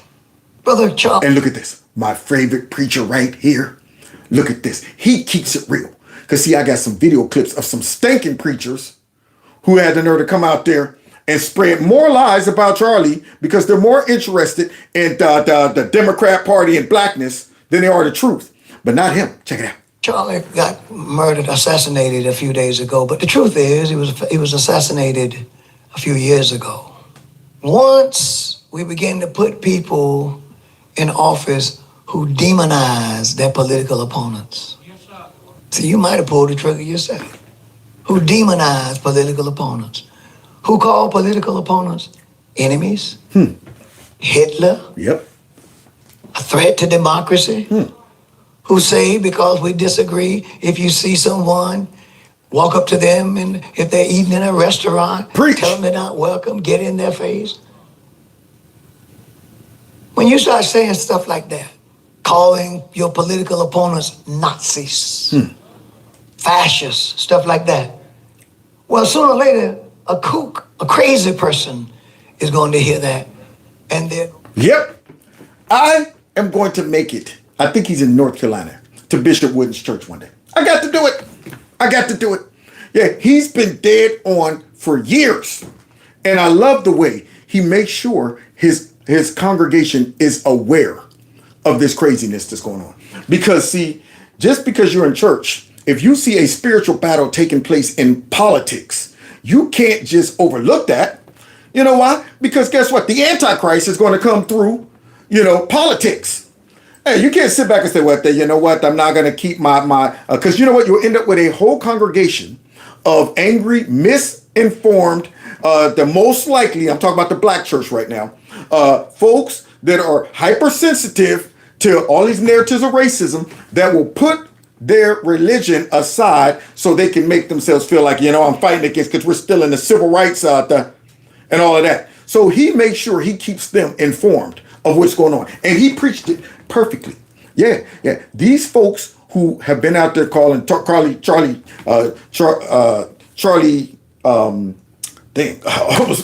Kirk, Charlie Kirk, all of these names, they might as well went ahead and pull the trigger. Yeah. If I go into a kindergartner room and I start convincing the kids to go ahead and attack one of the other ones, who's really responsible for that? These folks with these brains that aren't functioning properly, you can only blame them to a degree. When you look at the folks in charge that are supposed to be adults, but they know they got folks out there that's weak-minded, and they're out there encouraging this type of behavior, then all of a sudden, if it happened, I thought, we don't know why it happened. So now here I am in my kindergarten class. Hey, Tommy over there? Tommy hates all of you. You know what he is? He's a rat. He's a this and that. And he said, y'all will never play with the blocks. Yeah, he'll make sure you never play with the blocks. He hate all of y'all over there. Then when the kindergartners all jumping, because I took advantage of simple minds, and I go, hey, what are you doing? And I never encouraged that. Yes, you did. Yeah. You went ahead and took advantage of folks that trusted you. Folks that looked at you and said, well, if my teacher, who we're supposed to believe and trust our teachers, that they said that him over there was that so then we went ahead and acted upon it, and now he's going, what? I don't know what you're talking about. Same thing with these Democrats. And then look at this, remember, because Charlie Kirk is a racist. So let's hear from this black lady.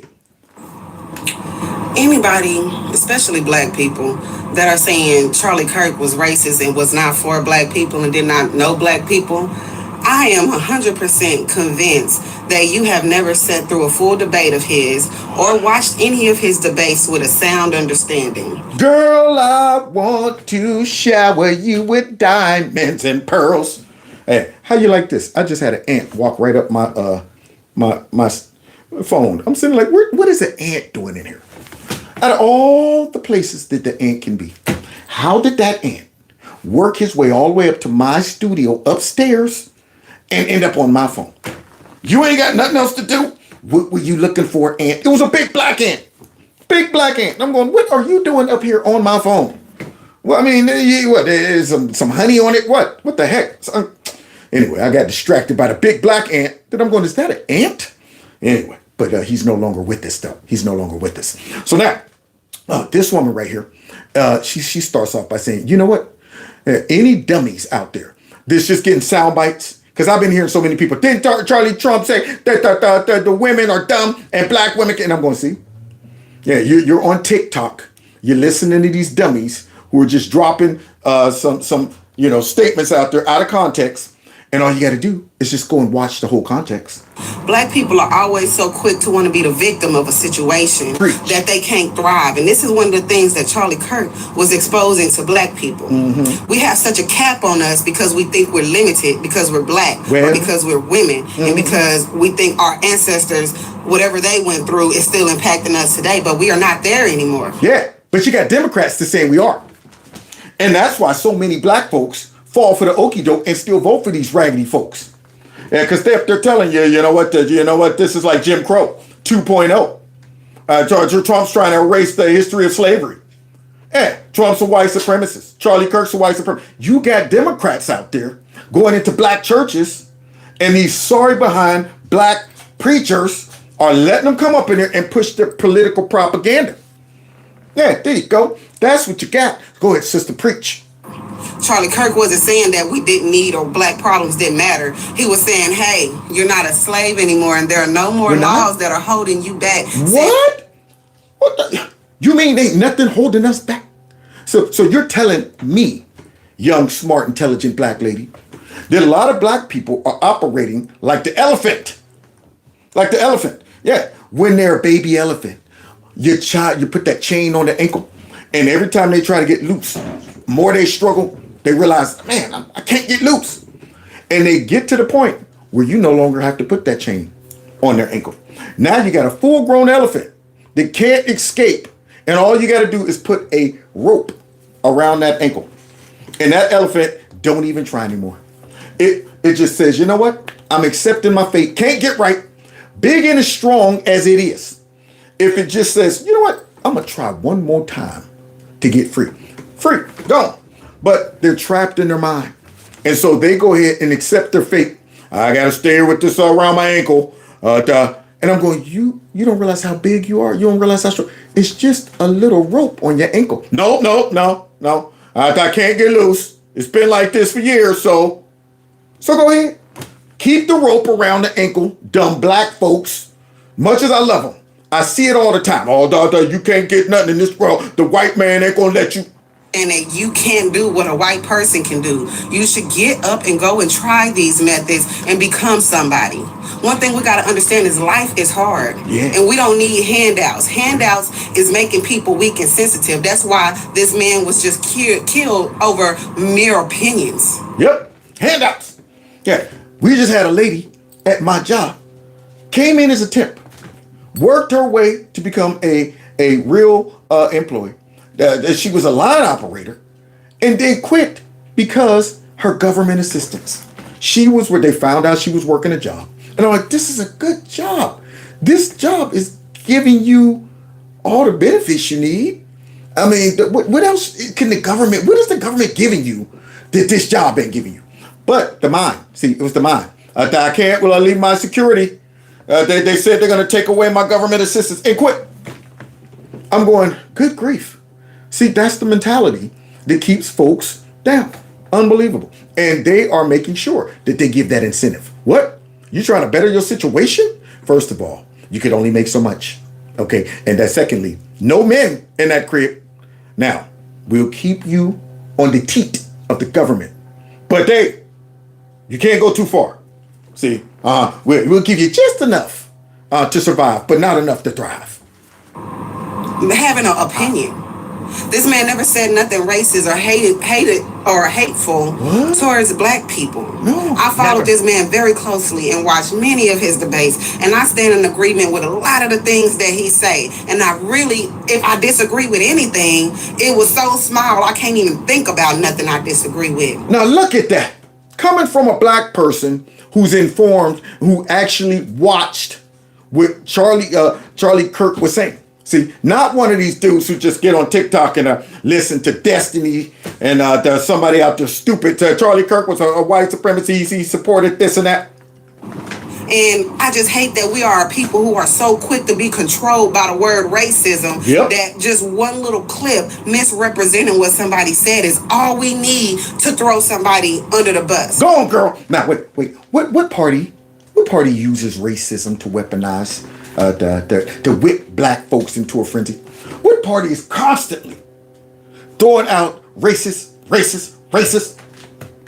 Do you hear that coming from us? Do you hear it coming from the right? You know why? Because, see, we look at all Americans as Americans. And when we're talking about policy, we're talking about how it's going to benefit the American people. Democrats say, well, why do that? Why try to convince individuals? How about we just go ahead and lump all the blacks together and say, racism. We know that'll get them going. That don't listen to what this person's saying, regardless how smart it is, how much sense it makes. Because guess what? Regardless of that person is a racist. There it is. That person's a racist. So what does that do? Puts up a block. And the Democrats use this mess constantly. Always say, give them about 2 minutes in a debate. And then, of course, racism gonna come up. They cannot go without eventually saying that's racist. We got to think about this. Who are the kind of people, this was a white on white crime. And whenever these type of people get involved, that means there is some power being seeped out somewhere to the masses that the people in control don't want the power to be with. Yeah, see, because Charlie Kirk was making a dent in the college atmosphere, digging into them. Yeah, the more he went on, the more MAGA hats I start seeing. The more the audience started to change. All these young folks were coming out and they were celebrating every time Charlie would destroy leftist crazy ideas. Their arguments weren't making sense. And that's all you got to do. Once you get them talking, they will talk themselves into embarrassment. They will talk other folks with common sense right out of buying into their shenanigans. It exposes just how crazy their ideology is. That's what Charlie Kirk was doing. Letting them expose themselves during these debates. They get up there and say the stupidest things and people with common sense go, yeah, that didn't make sense. And what Charlie just said, and these folks sound crazy. That's all you got to do. Let them talk themselves into this nonsense. And this is what he was doing. He was showing a lot of people that are blind and programmed by the system to wake up and get out the matrix. To get out the matrix. Stop chasing their tail like Nala's doing right now. Yeah, she just helped contribute to the chat. I looked over there and here she is spinning around chasing her tail. Yeah, and we'll never catch it. There it is. People running around. I'll find me some racists. I'm going, you're chasing your tail. You're chasing your tail. How about you focus on what's in front of you? Not what's attached to your butt. But no, I'd rather keep chasing my tail. I'm going to catch it. Don't worry, I'm going to catch it eventually. And this was the problem. Telling black people you don't need government assistance because you can be somebody is not racist. What? Telling us that government assistance has hindered us because before we were on government assistance, we were more successful people is not racist. Now see how you sound when you're informed? When you actually listened to Charlie Kirk. Yeah, notice what she's saying. She's saying, look, here's the things that he was saying. And just because you want to be sorry, it hurts you too much. Yeah, you want to default back to what? I can't get ahead. I want a handout. I need this and I'll never be nothing because the white man. And Charlie Kirk was saying, you're better than that. You're better than that. You're trying to be sorry. Reading and understanding the facts. Ever since we started getting subsidized by the government, we have been controlled by the government and not in only what we can do, but how we think. And this is a person who challenges you to think for yourself. Yeah. The things he said about George Floyd, y'all act like because an officer killed George Floyd, that made him a saint, like he wasn't a criminal. Oh, now you see how the left pumps up their heroes, Killer Garcia, George Floyd. Yeah, but they want to talk about Charlie Kirk's character. That we don't want to celebrate him because Charlie Kirk was the husband The loyal to his wife with 2 kids, a law-abiding citizen that was productive in society, that simply wanted to have conversations. So therefore, we don't want to celebrate that right there. Yeah, but we will celebrate George Floyd, who stuck up a pregnant woman with a pistol and had a whole heap of fentanyl in his system when he OD'd on that curb right there. Yeah, that's our guy. We're going to build a statue to that dude right there. That's what we're going to do. Not me. I'm not celebrating that mess right there. See, so here we go. She's dropping knowledge. And you know why? Folks, especially black folks that hate Charlie and don't know why they really hate him. Yeah, they just, what hurts is the truth. See, this is the stuff that when Jesus would come and he would preach, the Pharisees, it would cut them to the bone. They would rent their clothes. They were going, man, if the people wasn't on his side, we would rush up on this dude and rip him to pieces because he's pricking our conscience. Folks don't like that mess. Now, I'm not comparing Charlie to Jesus, but anybody who speaks the truth, when it hits the consciousness of folks who they say, that just went right down my street. Instead of embracing it, internalizing it, doing self-inventory, being honest with yourself and saying, you know what, maybe I have been being sorry. What you do is say, I don't like nobody telling me about myself. I don't want to change the way I think. Instead, I'd rather silence that person or label that person as hateful, the racist, or the white supremacist, because I want to be sorry. Like he wasn't on drugs. That's what caused him to be suffocated and pass out. Like he wasn't resisting. Like he was just being a good law-abiding citizen and was just taken out senselessly like we do each other. Yeah, so like we do each other. All you black folks that's mad at Charlie Kirk. There you go. How about you get mad at all those other brothers that's killing other brothers? Huh? But you want to get mad at Charlie Kirk. How many black kids did Charlie Kirk go into the neighborhood and shoot up? Huh?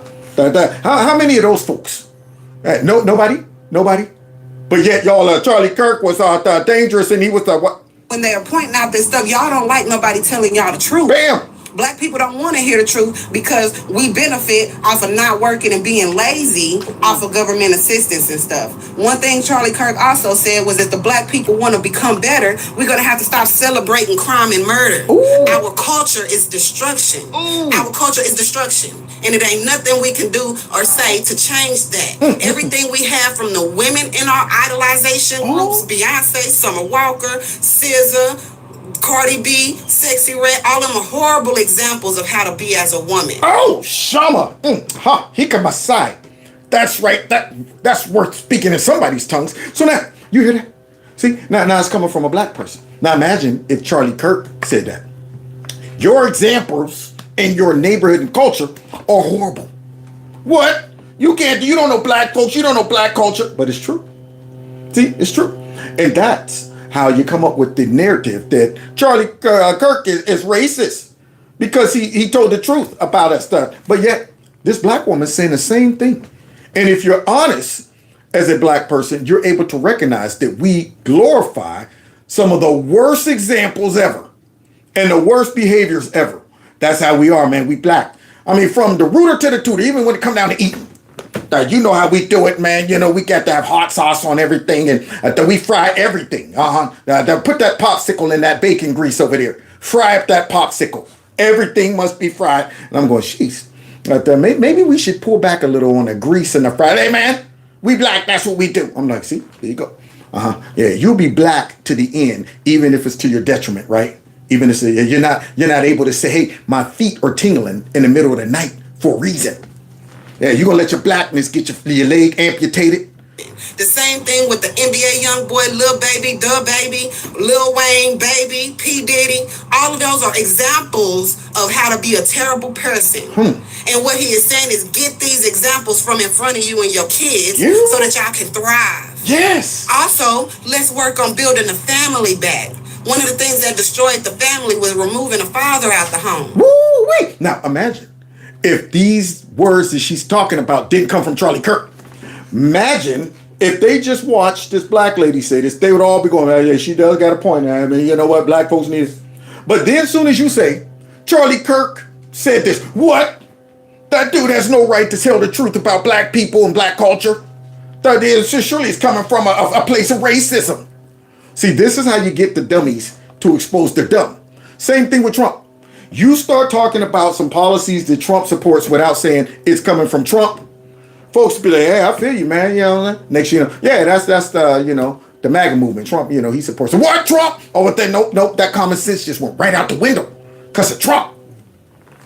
Put that back together so we can start becoming a good community. Yes. But we don't like being told nothing. Ooh. We don't like being told how to better ourselves because we want to be victims so bad. We want to be at the bottom of somebody's pity party so bad that we'll take anything we can to disregard or dismiss any ethical or sound doctrine to help better ourselves. In other words, many black folks want to be sorry. And it burns me up. To be so proud, you know, black folks say it loud. I'm black and I'm proud. But yet you want to be sorry. Yet you aren't able to make some changes because it's coming from a white man. So whatever he says, I'm blocking it just because he's white. He's white. Preach. So that we can steady dwell on a past that no longer affects us. What? And that we can overcome and have the ability to become somebody. So wait a minute, sis. You telling me we're no longer slaves? You telling me the Civil Rights Act ain't got nothing on me in this day and age? But this is a new thing here. This is crazy. My last point is, I always tell my daughter, because I made her read about Madam C.J. Walker, a self-made black woman millionaire, during a time way worse than today. Yeah, but remember, LeBron James every day, the black people that being hunted every day, and all of that. Yeah, all of these rich black liberals on TV telling you you're a victim and Donald Trump and them, but you're not wanted in Donald Trump's America because he's a white supremacist and this and this and that. You can never, and I'm going to see, you're letting rich black liberals that are more loyal to the Democrat Party than black folks tell you you can't be nothing. Hey, you'll never make it in Donald Trump's America, which his economy probably gives us all the best opportunity that you can have. So everybody with all these excuses of why you can't be successful because you black or a woman, odds have always been being defeated since the beginning of time. So you're an odd defeater? You're saying that? See, I don't know about you, but I like a challenge. Yeah, I don't want to be sorry. I'm going, you know what? If there's a war, I'm the only one coming out. If I'm in a plane crash, I'm the only one surviving. I'm going to be the guy giving the interview afterwards. Like, man, it was close. The plane was going down. I grabbed a couple babies, jumped out, tucked and rolled, and survived. It was crazy. It was crazy. Yeah, I'm always thinking I'm going to beat the odds. But yet, you got folks out there in leadership positions that saying the odds are stacked against you. So why try? Stop teaching your kids and capping your kids at you black or you a woman so their stripes against you. Stop teaching that to your kids and let them know you're going to have to work hard for whatever you want. Yeah. Be resourceful and go for what it is that your goal is. Go on, girl. But we keep teaching each other that, oh, it's hard because we black. I've been a victim of that mentality too. And that keeps you in a slave mentality. Right. It keeps you from going to strive. If you are conditioning people and making people believe that I automatically am going to lose or fail, or it's going to be even harder for me just because I'm black, most people not going to even get up and put their best foot forward. Man. Woman. So when you tell people, hey, wake up, you don't have to be like this and you can be better, that's making you get uncomfortable because now it's time for you to work and become somebody instead of dwelling in your comfort of nothingness. Nothingness. And everybody is taking this man and all these clips and misrepresenting him. Y'all hear that? Taking the clips and misrepresenting him. Yeah, because that's all they can do. See? I mean, how are they going to protect their narrative? That you must stay away from Charlie Kirk. He's toxic because he's a white supremacist. So don't go listen. Don't go listen to the whole thing he's saying in context. Don't do that. Don't do that. Just listen to us tell y'all what he stood for. Yeah, just listen to us do that. All for the simple fact that people don't want to do better. That people hate knowledge. The Bible says in Proverbs chapter 1, 22 through 24, when will you fools stop hating knowledge? Yeah. Fools hate knowledge. They do. And you know what else they hate? Wisdom. See, because knowledge and wisdom, they can work hand in hand, but they also can be separate. And if they're separate, you still got a problem. Because, see, knowledge is just knowing something, but wisdom is the ability to apply what you know. See, so yeah, if you sitting back talking about you know what? I know I got sugar diabetes. Yeah, that's just knowledge. You know you got a problem. But then wisdom says, don't go and buy about 18 Twinkies and eat them. Don't be working in the chocolate factory where you're surrounded by temptation. And wisdom says, let me get far away from this mess as I can. So it's the ability to apply the knowledge that you have. Folks need to wake up and do that in our country. Yeah, don't be talking about, yeah, I know, man, the Democrat Party been out there tripping, but still, I'm going to vote for them. Like the dummies that I see, like Charlemagne, Stephen A. Smith, get up there, talk about how raggedy the Democrat Party is, how divisive sometimes they are. They'll say things that make you go, Anna, Kasparian, all of them. They'll get up there and they'll say all this stuff, and then all of a sudden, but I'm still on the left. And I go, you lack wisdom. You got the knowledge, but you lack the wisdom to say, maybe if the folks that I support are cheering on assassination culture, maybe if I'm listening to these raggedy Democrat politicians use such hateful language that it encourages the crazies, maybe I'm in the baddies. I'm one of the baddies. And that's all this man was giving out is knowledge. Go on, girl. And if anybody saw fit that this man should be executed in front of his wife, kids, and thousands of people just because he was giving out knowledge, it's absolutely insane. And if anybody thought this was okay or warranted, it's absolutely insane. Yeah. And we got to pray about your heart. And I pray over this country in the name of Jesus, Lord, that you begin to touch the hearts of the people here in this world, Lord. Their hearts are growing cold. They're beginning to love murder and death. They're beginning to love to see people suffering, good people suffering. And I'm just asking, Heavenly Father, in the name of Jesus, that you come down here and you rest your soul on us and you open and soften the hearts of the people of the world who are constantly in rejection to you or the truth of any kind. We speak the truth and declare the truth no matter what in the name of Jesus. Hey to the men, because that's what's happening. People's hearts are waxing cold. Cold. 20 years ago, our whole country would be condemning this and mourning. 20 years ago. Now all of a sudden, we're starting to see cold hearts. Yeah, I keep saying this. There was a time where I would read the New Testament in the book of Revelations where the two prophets end up being killed because they were pricking people's conscience. They were preaching during a time where folks was wilding out, and yet they got mad because they was hearing the truth, and to the point where they said, we want these people dead. We want to see these two prophets dead. And when they end up killing these two prophets, they said they left their bodies to lay out in the streets for days. And everybody saw this cheering. They were all excited that we finally silenced these two people who were bombarding us with the truth day in and day out. Ha, you can't be out there telling the kids that they are something they ain't. Ha, and you can't be aborting people and you can't do this. And nobody wants to hear that if you are evil. You don't want folks saying, so you're just going to abort the baby and it's, 9 months? That's what you are about now? Well, you know what? You can't tell me what the... Yeah, so nobody wants to hear that. So now, when those men end up, I see it now more clearly. I see it starting to shift in our culture. I can see how that would happen based on just Charlie Kirk.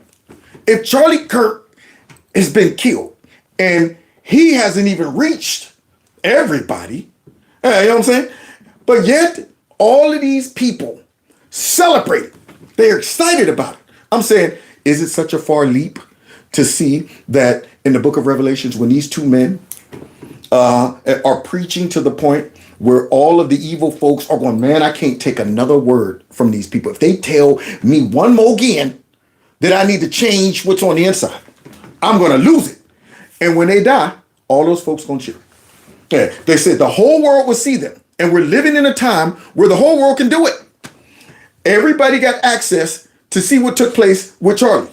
So, yes, we're in a time to where if that happens, I can see now how a whole bunch of evil folks with a sheer conscience will be going, yay, we got the Nazi. We got the white supremacist. We got the... I can see that now. So this woman right here dropped that prayer out there. She still has hope and faith in a lot of people to maybe their hearts might just be changed. Who knows? Amongst everybody, no matter how you feel about it, or no matter how your feelings get hurt, because all of this saving people feelings and stopping people from getting offended is why somebody felt the need to go and assassinate somebody for having an opinion. Yep. So when you start telling everybody you're a victim, they keep messing with you, that these folks are evil, their opinions and their words are violence. That's what they are. And this is stuff that comes out of the Democrat Party and out of the fake news and all of them. They platform people to get up there and tell folks that, got your butt. The ant's back, y'all. I thought I killed him. But he went to the other side of the phone and was hiding out. Yeah, he blended in with the black side of the phone. He was on there like, you can't see me. I'm just the same color as the back of the phone. Yeah, but he was stupid. Yeah, just like these dumb Democrats. Came out and revealed yourself. And look what happened. Yeah, you got sacked. Now let's continue. We got to be careful what we listen to and what we fall for, and stop falling for the propaganda and lies that is being used to control us and tell us how to think. Y'all got me. Uh-oh. And we ain't going to be able to finish. I knew it. I knew we weren't going to be able to finish tonight. But I think we'll close right here. But boy, I got some good stuff coming down the pipeline too. I almost want to keep the party going. Feeling good. So wait, let's listen to this guy right here, because I think he's about to show us an example of that Charlie Kirk and his white supremacy and stuff like that. So listen to this. I found a video of Charlie Kirk spewing hate, and he was being racist towards a black woman. What? So I got to share it, just like how I share everything else. Yeah, because I've been hearing a lot of that on social media. That Charlie Kirk was racist towards black women. He said they can't think good and stuff like that. So let's see how he reacts to a black woman. Unfortunately, in the black community, dads are the most absent of any community. About 2/3 of all black youth will be raised without a stable father around. True. And I know it's crazy, right?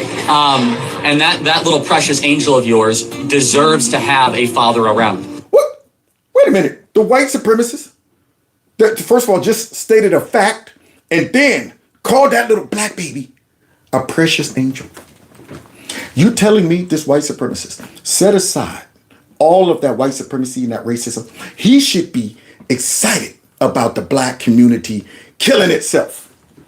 He should be excited about all those fathers not being in the family. He should be excited about all the black babies that are aborted.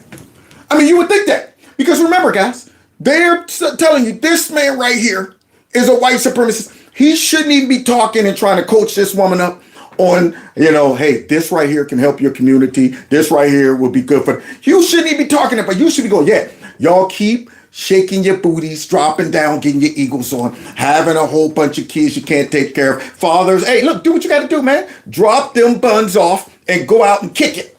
Go out and kick it, man. Don't worry about your seed. Do that. That's what y'all should do. More abortions for everybody. More abortions for the black folks. For the black folks. You would think that's what he would be doing, right? Making sure he positioned himself to reign superior over all the black folks. Less black folks, the better, right? More uneducated black folks, the better, right? Less fathers in the homes, the better, right? More black on black crime, the better, right? But yet this man is telling us that, hey, y'all got to stop the killing. Y'all got to keep the families together. This is a precious black child right there.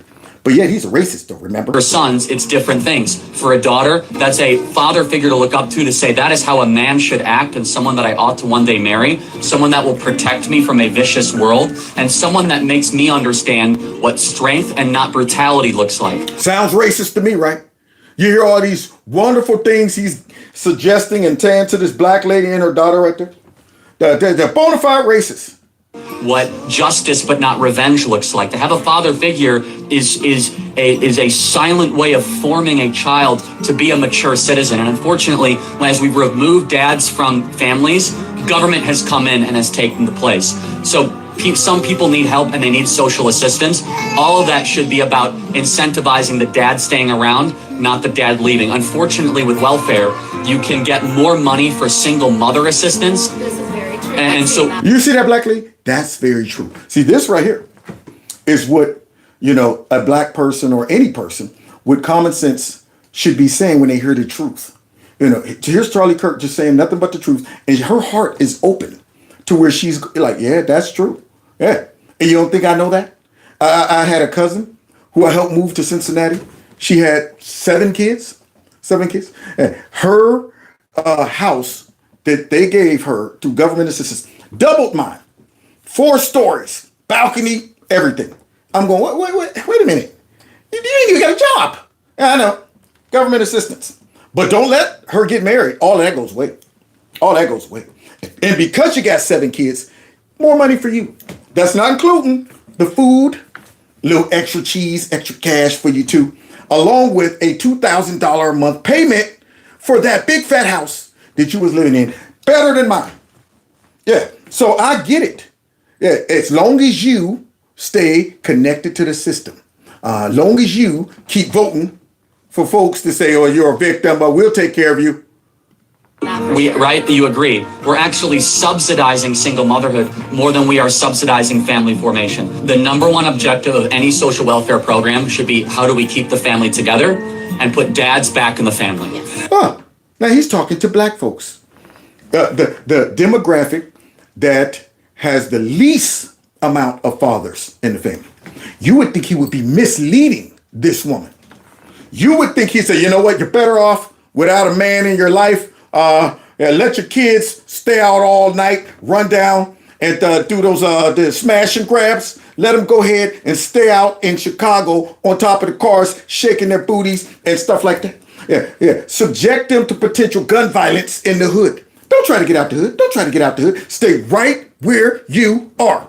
But Charlie Kirk is giving this black woman sound advice. You can tell he really cares about this woman and the black community. And yet, you got dummies out there said this man was racist. That is the number one priority. That was the person y'all said that was racist and hated black people. I don't know about y'all, but you can't turn hate on or off. Nope. And a racist person would never call you and your family beautiful. See? Smart black man. Yeah, just like when I said, wait a minute. All the media and these Democrats are saying Trump's a racist, but he gave money to Jesse Jackson and his raggedy campaign twice. The same Donald Trump that was financing black entrepreneurs and didn't make them pay back their loans. That Donald Trump? The same Donald Trump that went ahead and put Jennifer Hudson up in a hotel for free after her family members got killed. That Donald? The same Donald Trump that was supportive of Mike Tyson when nobody was supporting him. He's like, you know what? I never turned my back on Donald Trump. I mean, he was the only one there for me when I was... Yeah, that same Donald Trump. So let me get this straight. He turned all that racism off during those moments. Then you know what? Now that he's the president, all of a sudden, he's a racist. All of a sudden, after he beat these raggedy behind stinking Democrats, they use the only playbook they got. Demonize somebody and label them a racist. Because we got enough dummies to fall for that mess. But not this guy. Like, that's who y'all said hated black people. Like, I don't know, bro. Like, the more I go down this rabbit hole, the more I just get, like, re-pissed off all over again. Because I just get, like, the videos of folks celebrating and all of that just come back in my head. And the people who were saying, I'm celebrating because he hated black people. I'm celebrating because he was racist to us. And I come across videos like that, and I'm like, huh? Like... Exactly. That's what makes me want to say what that lady said. You freaking animals! Got to be. Yeah, animals don't need a reason to sig somebody. You get you a nice attack dog. You think that attack dog is going to stop for a second and ask you what this person did? Huh? No. All the attack dog needs is for you to point and say, sick 'em.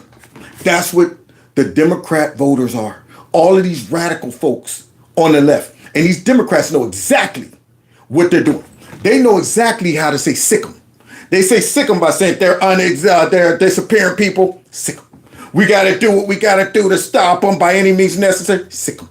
They're white supremacists. Sick 'em. They're racist. Sick 'em. Yeah. Every time they say stuff like that, what you're hearing is sick 'em. That's what you're hearing. And these folks are acting like animals. They don't stop to say, well, what did he do? Well, I mean, should I bite this person? Nope. Point me in a direction. Tell me that this person right here is trying to unexist you. They're trying to genocide you. These folks right here are a threat to democracy. Sick them. And they run in like animals and do exactly what the Democrats tell them to do. And I already know somebody gonna say that was just a clip. You contradicting yourself because this whole time I've been preaching full context. Don't go off clips. And I just went off of a clip of him showing love to a black woman. But the point is, you cannot turn hate in your heart for somebody or for a group that y'all say on or off. Yep. If you hate a group, you're going to stand 10 toes on that. And that man showed would have stood 10 toes on something if he actually hated something. Yep. Can't fake it till you make it when it comes down to racism deep down on the inside. Yeah. As much as Charlie Kirk interacted with black folks, well, why was he doing it? Why was he making such an effort to bring all of these black conservatives together? Was it just so he can go ahead and test out his racism? Is it just so he can go ahead and suppress it all while he was dining with us, while he was financing us to be able to come out there to Arizona? And for what? Yeah, just to get us there and call us a bunch of... No, he didn't do that. I mean, this man interacting the same thing with Trump. It doesn't matter how much overwhelming evidence that conservatives show dang on radical liberals and the Democrat Party. See, the Democrats, they know these people aren't racist. The fake news know these people aren't racist. They're just labeling them as racist. The dummies believe it. See, so no matter what Trump does, you think the Democrats are ever going to come out and say, you know what, Trump's actually not a racist. They're still going to be saying that he didn't disavow, he didn't do this, and don't forget Charlottesville, and don't forget, they're still going to do it. If Trump came out and moved every black person into Mar-a-Lago and said, you can live here rent-free, give you anything you want, here's $1 million, he's just doing that to pander to black people, this and that. Because that's a part of their strategy. That's how dangerous, though, these folks are. They will make sure they stand 10 toes down with their lies, which unfortunately manifests itself in their dummies by them standing 10 toes down when it comes down to believing the lies. So it doesn't matter how many black folks Charlie Kirk interacted with. AOC is still going to say he's a racist. Ilhan Omar is still going to say he's a racist, like they do every conservative. So let's continue. But all of a sudden in this situation, he sees this beautiful family of this mom and kid, and he's going to call them beautiful and a gift from God. And you trying to sit here and tell me that he hated black people. See, man, I love it when I see brothers like this and a sister like that. Yeah, this is a true brother. He got the wave cap on. Yeah, he's up there rocking the beater with the tap on the chest, the hat up cocked. Yeah, this ain't no Carlton Banks. This is just a regular black man who is smart enough to see through the crack. It's trying to tell me that he was racist to black people. If you didn't go along with... Oh, y'all. Man, see, I ain't gonna be able to make it. I'm already at 2 hours. I already knew it, man. Yeah, but I'm on a roll. I'm on a roll right now. See, I'm thinking about going ahead pumping the brakes to finish the rest of this maybe tomorrow, because, you know, we got to let it marinate. Somebody said, who is the podcaster? You mean the last guy, the black dude? You know, honestly, I don't know. It's a TikTok clip, but I'm sure if I blow it up, I can see the TikTok name on the bottom. So I'll try to get you guys the references to these people. But you know what, though? Maybe somebody said we love this time with you. Thank you. Y'all making me feel all, you know what? Y'all might be encouraging me to go ahead and keep it. So check it out real quick. See, this is an example. Now, last week, Stank, I guess his name is Chink or whatever, from the Young Jerks, he was on, his little video condemning what took place with Charlie Kirk. And it did seem sincere. He was upset about it. But see, what he forgot is that he himself has contributed to this. See, so now Stank gets exposed by Dave Rubin. And Dave Rubin, I told you, MAGA is mad. It's time to take the gloves off. Right about now, Dave Rubin is like, you know what? Get these gloves off me. Get them off me. See, I'm sick of coming out saying that, sir, we got to stand in solidarity. I'm going to call out some of these hypocrites to their face. And look what it does. Boy, I tell you, this demon and Stank is about to reveal itself. The power of Christ compels you. So watch this. With everything that they believed. you would be cancelled, you'd be destroyed, you'd be shamed, you'd be vilified. And now, as we've seen with Charlie Kirk, you will actually be murdered in cold blood. Simply for having opinions that they don't like. It is, as I said at the start of this, it's unnerving. It's quite scary, actually. And when you see those TikTok videos of them so proudly talking about this, joyously celebrating a murder like that, I really do fear about what is going on. Me too. Well, Piers, it's not even that it's about his actual opinions. It's about the opinions that many thought leaders on the left purport that he has, which are complete lies. Give me an example, Dave Rubin.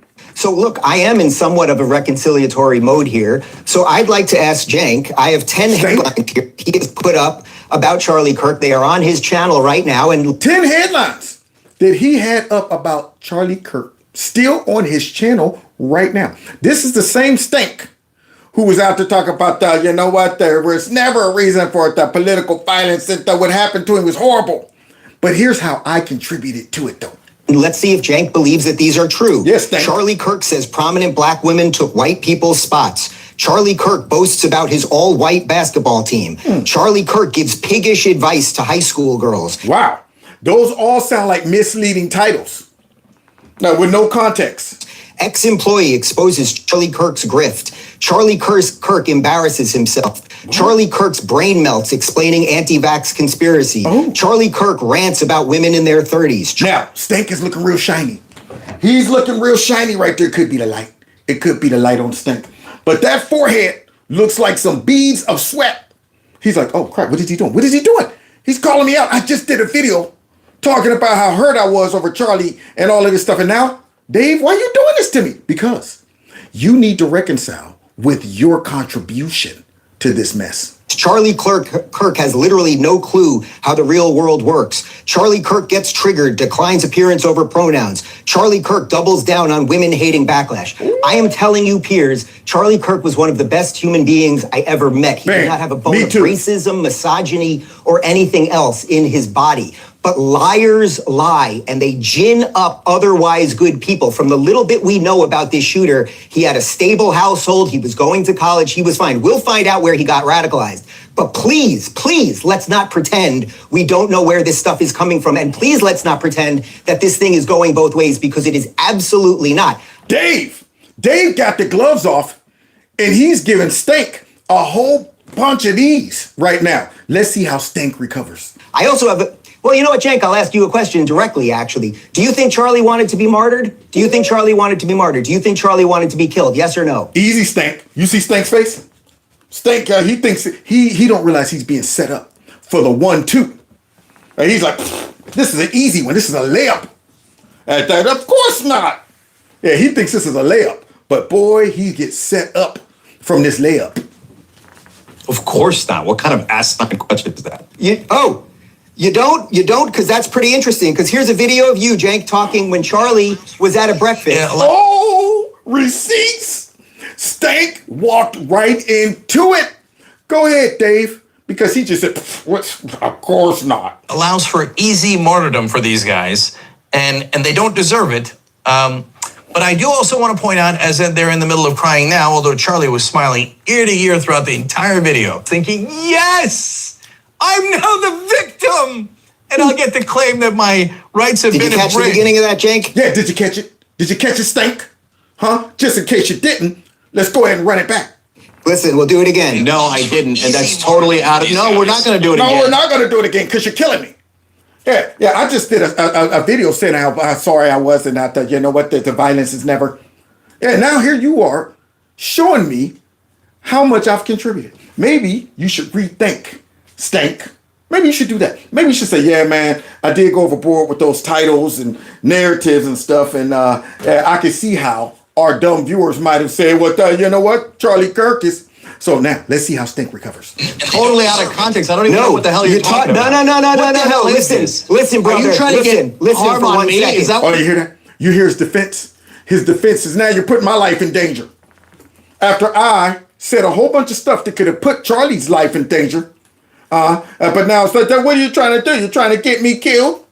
What you're trying to do, you loser? You loser. No. You know you've lost the argument. when you have reverted to the playground like that, you stupid poopy head, you the dummy, the stupid old, talking about you loser. No, I'm trying to gonna do expose conciliation, exactly except what this people guy, like you look at the have last done. two things that your last two guests said. Piers. Jesus, man. What they You said guys are was, yes, unbearable. we should have reconciliation, but it is not without any contrition, right? It's not without a mea culpa. Charlie was accosted by Antifa at a breakfast in Philadelphia, and the video that I just played is you with a cartoon of him as Charlie Brown saying that he would love to be martyred so he could be the victim. Well, now, you see that? Did you see the cartoon that Stank put up there? See, those receipts. Was accosted by Antifa at a breakfast in Philadelphia, and the video that I just played is you with a cartoon of him. Bam! See Stank celebrating. You see Stank. Stank got to look at that right there and reconcile. Now, the only way we're going to be able to reconcile with the radical left is these folks recognize the part that they played. That's why they have pushed MAGA too far, pushed us over the edge. I'm not trying to hear you until you deal with this right here, Stink. See, we're all in this together. I condone all that. Yeah, before we can go any further, you got to meet me right there. It's like repentance. Don't be kidding, God, you know what? I want you to bless me, and I want a house, and I want a fan, I want all this stuff. Whoa. I need you to go back and start with the issues of your heart first. Let's start right there. We worry about all the blessings and the relationship and that stuff. That start off with, I'm a sinner and I need to be saved. How about that? Because if you don't tell me that, the rest of what you're saying means nothing. God, you're the best, and you know what? There's no one like you. I know that. Already know that. Go back to your condition first. We can go from there. See, start with, you know what? Forgive me, for I have sinned against you. Now we can start, but you bypass that. You bypass that, Stank. See, you thought you can get us with a whole bunch of accolades. But Charlie is saying, let's go back to the core. Your contribution, not Charlie, but Dave. Let's go back to your contribution to all of this. And as Charlie Brown saying that he would love to be martyred so he could be the victim. Well, I guarantee you, his wife, who now doesn't have a husband, and his kids who have fathers, did not want him to be martyred. What you just played isn't what It's exactly what you said, brother. It's exactly what it was. Now, you know it's bad. When you got to come talk about some of what you just played is not true. What? We just listened to you, Stink. Do it again. No, it isn't. We just heard it. We just heard it. It's not. All right, so it's not. No, let's do it again. Cut this crap out. Cut it out. No, we'll do it again. Piers, can we talk about reality? Look, Stink, the Piers. Come on, man. Look, no, it isn't. Shh, don't listen to it. Something he's going back to like 10 years. Well, I think Cheng should be allowed to respond. Perverting what I said there. And Dave is like, there you go. Let's hear it again for everyone's enjoyment, listening enjoyment. It allows for easy martyrdom for these guys, and they don't deserve it. That was when Antifa was going after him at a breakfast in Philadelphia. Whoever this dude is right here, he is sitting there like, See, this is one of them situations where you got to sit back and just watch this unfold. You're like, oh, shoot. Did he just play Stank's own words? And watch Stank lose it. Cheng respond to that. No, that was about words, you moron. It was about words, you moron. Charlie was about words, too. And see, words can hurt. And words can go ahead and cause somebody to be crazier than they normally would be. Stank. But now all of a sudden, those are about words, you moron. When you start calling folks names, you've lost. Hey, Jesus Christ, man. All right. Oh, not a guy who doesn't even believe in Jesus. Jesus Christ, man. No, Jesus ain't coming to help you, Stank. And you got your own stinky butt in this Stank. Okay, now you're talking about some Jesus Christ, man. Boy, man, when I saw this clip, I was like, Stink is up against the ropes. So, easy now let's get to martyrdom. reality, okay? Shut up. Shut up. That's his argument. Shut up. There's a massive loss here on a human level of a very bright, successful young man who, like you said, he didn't smoke, he didn't take drugs, he wasn't a party guy. He was committed to his beliefs, and he was committed to, spreading the word of his beliefs, but also allowing people to debate with him about those beliefs. That's what a democratic society should be about. Yeah, and yet here he is now, dead at 31, because somebody was incapable of listening to his beliefs without wanting to kill him.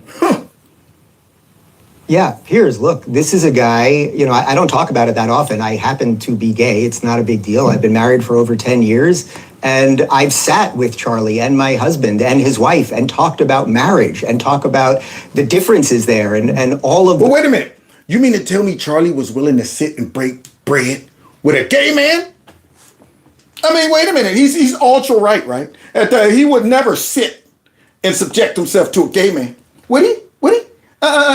He's such a homophobe and a xenophobe and all of these folks. But yet he sat there with Dave Rubin. And now Dave is going to repay Charlie for his grace, gracing him with his presence. He's going to repay Charlie with being civil and by destroying Stink. So watch this. Those things, and we talked it out. That's what Charlie was great at. I do have to say, though, on the political side of this, for where this conversation has got heated, it seems to me that everyone agrees that Donald Trump is not Hitler and his supporters are not Nazis. Yeah, but Dave, why would they be saying that stuff? That's the question. If they all know that Donald Trump is not Hitler and his supporters are Nazis, what could be their motivation?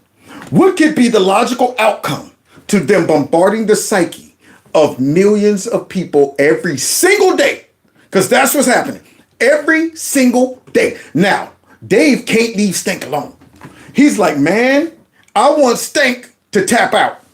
So with that in mind, I'd like to read some other headlines. Okay. These are video titles from Cenk's channel. And if, in the spirit of reconciliation, maybe he wants to delete these things. Trump. Yeah. I want to see you delete them. Own them, Stink. Say, yeah, man, that does sound like it was a little too far. Yeah, that was exaggeration. I should take that down. Anti-Nazi program. Trump spreading Nazi propaganda. Nazis encouraged by Trump's Charlottesville response. Trump defends Nazis. Very fine people. That is the biggest political hoax ever. Trump retweets a neo-Nazi again. Trump. What are you shaking your head no for, Stink? Why are you sitting here? Yeah, right now, Stink is the person falling off the cliff, going, no, like it's going to change the results. Yeah, you're not going to get wings right now and fly, Stink. You're falling. So you shaking your head no won't stop it. So here it is. Tell him more about him calling everybody Nazis and stuff. Disappoints neo-Nazi supporters. So these things don't come out of nowhere. I only blame one person at the end of the day for these murders, which is the crazy person who does the murders. But pretending that what is wildly asymmetrical, I think I have laid that out with evidence here, pretending that it's symmetrical is deeply, deeply dangerous. Piers, you know this because we've discussed it on my show. Even on your show, you have found it way more difficult to find rational, decent people on the left who will explain themselves thoughtfully and calmly and everything else, while the panoply of people you get on the right who shouldn't even be on the right, I would say certainly someone like me, I don't know exactly where Batya considers herself, but people with a variance of political opinions that now broadly are part of the MAGA thing is because of what I just read you. Yep. They done pushed a whole heap of folks our way by acting a fool, by being so radical that if you got a little bit of common sense, you go, these folks are going a little too far. These folks are losing all rationale. These folks don't even want to have a chit chat with folks without calling them Nazis and stuff like that. So now Stink has to be confronted once again. For some reason, Dave Rubin is fixated on exposing Stink.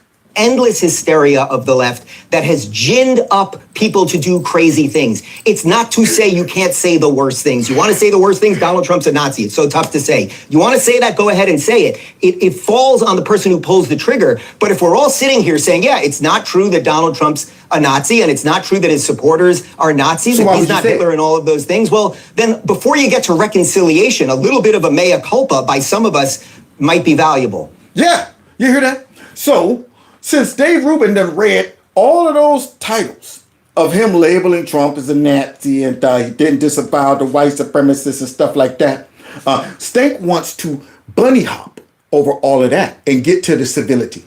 He wants to bunny hop over all of the stuff he did to contribute to the way certain people feel about Trump and conservatives and get to the part where we all come together. See, now that's what he wants. Yeah, that he don't want to go through the pain of confessing that, yep, I played a part. That's right. I knew that Trump wasn't a Nazi. I knew that all conservatives aren't white supremacists and Nazis, but I used it. Yeah, I used it to push my narrative, my liberal agenda, to inflame and make folks mad at conservatives. I used it. Now all of a sudden, though, I don't want to remember that. I don't want to talk about that stuff. I want to talk about civility and kumbaya. That's what I know. We're no longer in the mood for kumbaya. So let's go ahead and hear Stink lose his cool. Shank? It's Stink, by the way. Yeah, I mean, look at this. This is disgusting. It's disgusting. So this guy pretending to do conciliation, You're and I right. was going to be conciliatory towards Dave if I spoke first, but apparently that's not what he's doing at all. Oh, yeah, that would have been considered towards Dave if I spoke first. But because Dave spoke first and decided to go, you know what? I'm about to go and dig in to Stink. You know what? Why are you doing this to me, Dave? Well, because of everything that was on your page, Stink. So what he's trying to do is get people angry in a misleading way against me. Oh, yeah, that's what it is. Because, yeah, like liberals got to worry about being shot in the neck, being shot in the ear, having folk go, look out there, here's one of those Trumps and MAGA folks over here. Bang. Yeah, hat snatched off, kids, snatched off of kids. Yeah, all of the stuff that we have to go through, folks running up in your yard, snatching your signs out, running your signs over, all of that mess. A protest every other weekend, throwing stuff or all of the crazy mess that we have to go through. These liberals can go and function in society unabated. Nobody's thinking about taking one of them out, attacking them, throwing Molotov cocktails. We don't have an Antifa on our side.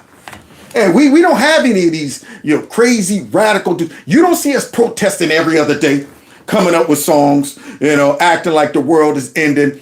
That's not happening on our side. So you're up here talking about that you're going to get me in trouble. People are going to be coming. Nobody's coming after you, Stink. Nobody's coming after you. Yeah. We defend ourselves, but we're not going out there targeting leftists like you guys do. We're not thinking about y'all. Yeah, we listen to your craziness on the internet. We laugh, we mock it, we expose it. But that's about it. Yeah. And then y'all come up with these fake stories. What about Nancy Pelosi's husband? That guy was a right winger. No, he wasn't. He was a crazy, out of his mind, homeless guy who supported BLM and all that other stupid stuff. Or what about the lady out in Tampon Timland who y'all didn't say nothing about her? That woman wasn't demonized every single day. I didn't even know about her. Didn't know about her. And the killer ends up saying he was told by Tampon Tim to take her out. That guy sounds crazy. Or maybe he's not. Who knows? Maybe Tampon Tim did say something like that. But I don't know. But I know one thing. He didn't do it because he targeted her because of Trump and white nationalism and conservatism. Didn't do that.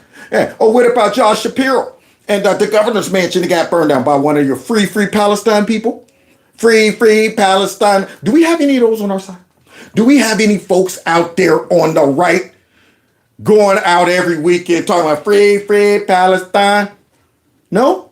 So that's all coming from the left, even though y'all try to assign that to us, those examples. Sorry examples to excuse your sorry behavior all of these years, Stink, calling us Nazis. Now you're going to get mad. Are you trying to get people to be violent? Are you trying to get people to be violent? Huh? So those Nazi comments didn't maybe encourage people to be violent against us? This is disgusting. No. Let me explain. Those are your titles. No, let me explain. You're asking me a goddamn question, so let me explain. Now, just a minute ago, you was talking about Jesus Christ. Now you're cursing. Stink. That's what you've been reduced to. That demon right there. See, Dave Rubin activated that demon. There it is. It couldn't. It's all right. You know what? All of us as legions, that we're being attacked. You know what? We can't hold it in anymore. You know what? So now he's mad. Well, you're trying to get people to do violence against me. You're disgusting. So those are 80% of those titles. Well, I've never called Trump a Nazi. What? And those titles were about neo-Nazi reactions. So what do you want us to do? Not tell you what's actually happening? And did Donald Trump side with neo-Nazis? Yes, he did say that. So in Charlottesville? So as we explain on the Young Turks, giving it to me. You hear that? Dave Rubin's like, Pierce, why don't you handle this one instead of giving it to me? We all know that the neo-Nazis are very fine people on both sides is a lie. Even Snopes or whatever it is said it. But Stink Stink, I guess, is not a brush on current events. He's still rocking that fake narrative. So, just like a lot of folks, they're still walking around thinking Trump didn't condemn the neo-Nazis. Can I just talk? So this monster, See, you lost.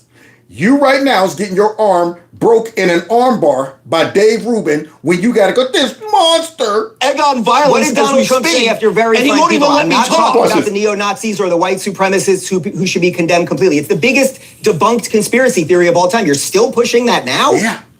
You're still pushing the very fine people host now? I'm shocked even for you. Dave, no. Dave, shut up. I love it. I love it. He is all up under Stank's collar. All up under their thumb. No. Dave, shut up. Boy, he getting exposed. And let me answer your stupid question. So on that day, which now we're going back to that for no goddamn reason other than He mad. Oh boy, I love it. And Stank got all up Dave Rubin got all up in Stank. All up in there. No, shut up. You're there putting me in danger. Jesus Christ. But see, once again, they forget so quickly how much they've contributed to all of this. Stank probably totally forgot about all of those. Left all of those crumbs out there. And all Dave Rubin had to do is go to his site and say, yeah, look at all this. But now you got Stank out there talking about that day was horrible. You know what? The violence is never. And guys, I'm going to save these last two clips for another time. I don't want to push it. It's already 2 hours and 26 minutes. And I still got two clips to go over with 14 minutes and 38 seconds left on these clips. Should I go ahead and... What y'all think? Should I? It's my birthday and all. You know what? Maybe y'all can give me a couple minutes for my birthday. That's all I'm asking for. Okay, you know what? Let's keep it going. Because this guy says it like it is. He expressed how a lot of us feel. Because remember, guys, MAGA is mad. We're fed up. Everyone has context of what I'm talking about. This was read my tweet. We'll put that one on there. So I'll tell you what the Speaker of the Virginia House of Delegates responded to. So this is what I said yesterday. And I waited on this because I prayed on it, and I was like, no, I believe this is true. So this is what I said. Thank you. I said, I am told that as a state representative, this is the moment where I'm supposed to express my heartfelt condolences and then stand in solidarity with those on the other side of the aisle as we condemn political violence and stand unified as one people. Yeah, because that's the standard response when things like this happen. And that's all of a sudden, we don't want to place the blame on anybody, but if it would have been a right-winger, we don't want to stand in solidarity with you conservatives. It's your white supremacists over there who are responsible for this. It's Trump's rhetoric, it's this and that. But when it's one of their own, now they want us all to come together. Now let's all go ahead and craft a statement. But this guy is about to say, I don't want to do that no more. Just like I don't want to do with, this stuff no more. Pretend that somehow we're all going to be able to live together. But we aren't one people, are we? The truth is we haven't been for some time now, and there is really no point in pretending anymore. We are two very different peoples. We may occupy the same piece of geography, but that is where the similarities seem to erupt. I convinced myself for a long time that whenever the left called me a racist, a bigot, a sexist, a fascist, a threat to democracy, for even the most innocent of disagreements, that it was simply hyperbolic rhetoric done for effect. And now the effect is a widow and 2 orphaned children because the left couldn't bear the thought of a peaceful man debating them and winning. Woo-wee. Now this guy done wrote this, and he said he prayed about it. He's like, you know what? It's time to be honest. Right now, the radical left, and not even the right, common folks / the right, we ain't got nothing in common no more. It's right now, it's in the bone of so many of these people. You're wondering how you're going to get that out of them. How are we going to be able to live amongst animals? Like that lady said in the beginning of my live stream. You effing animals. I don't want to be living around lions and tigers and bears. Oh my. I don't want to be wondering that if I rock a Make America Great Again shirt or a hat, somebody might put a cap in me. I don't want that. I want civility. And so these folks are so radical And they're being motivated by these raggedy politicians that, yeah, it's time to stop pretending that, you know what, then let's craft a good statement. No, let's call it for what it is. You guys don't want the same thing we want, period. And so we got to make some choices. Either y'all got to go or we got to go. And we ain't planning on going nowhere. And when I say go, I don't mean violence. I'm talking about all of your crazy ideas, your crazy behavior need to be checked by society first. Meaning we need all the same folks to rise up and suppress the craze like it used to be. Back in the day, we didn't need legislation to make sure folks weren't going into girls' bathrooms. Yeah, society did that. Society was like, what are you talking about? You're going into a girl's bathroom. I thought I was just joking. See, that's back then. And to Democrats say he got the right to do it. Don't tell him he can't go into that bathroom. See, that's back in the day when common sense and culture and society would check all of this craziness. What do you mean you want to be called a girl, a ma'am? Dude, what's wrong with you? Oh, nothing, man. You know, I was just joking. Yeah, I thought so. Don't even joke like that. But now, you can't tell me what up. See, so you got folks in prominent positions that went ahead and tapped into the crazy part of our society and said, you got a right to be crazy. And if so, folks call it out and say, well, you know what? Maybe you need some help. Don't believe them. Don't believe them. They're trying to unexist you. And these illegal immigrants got a right to be here. They're your brothers and sisters. And if people come along and say, whoa, how about Americans first? How about you send these people back? Don't believe them because it's all being inspired by xenophobia. I don't think they realize it yet, but murdering Charlie is going to be remembered as the day where we finally woke up to what this fight really is. Yep. It is not a civil dispute among fellow countrymen. It's a war between diametrically opposed worldviews which cannot peacefully coexist with one another. One side will win and one side will lose. Yep, because we now see that the radical left is determined to do anything necessary to make sure they protect their craziness. Yeah, they're determined to do it. And they're being assisted by politicians who are making excuses for it. So now, what do you expect us to do? Keep pretending that maybe if we just keep being nice enough and, you know what, say they'll finally just go ahead and wake up. No, we've seen what happened. They woke up when Charlie got killed. Yeah. We've seen their wake-up call. Their wake-up call is, you know what, glad that he got. That's their wake-up. You would think that would be one time that they would say, man, that's a mess. We shouldn't do it. We shouldn't. That's wrong. No. It was the opposite.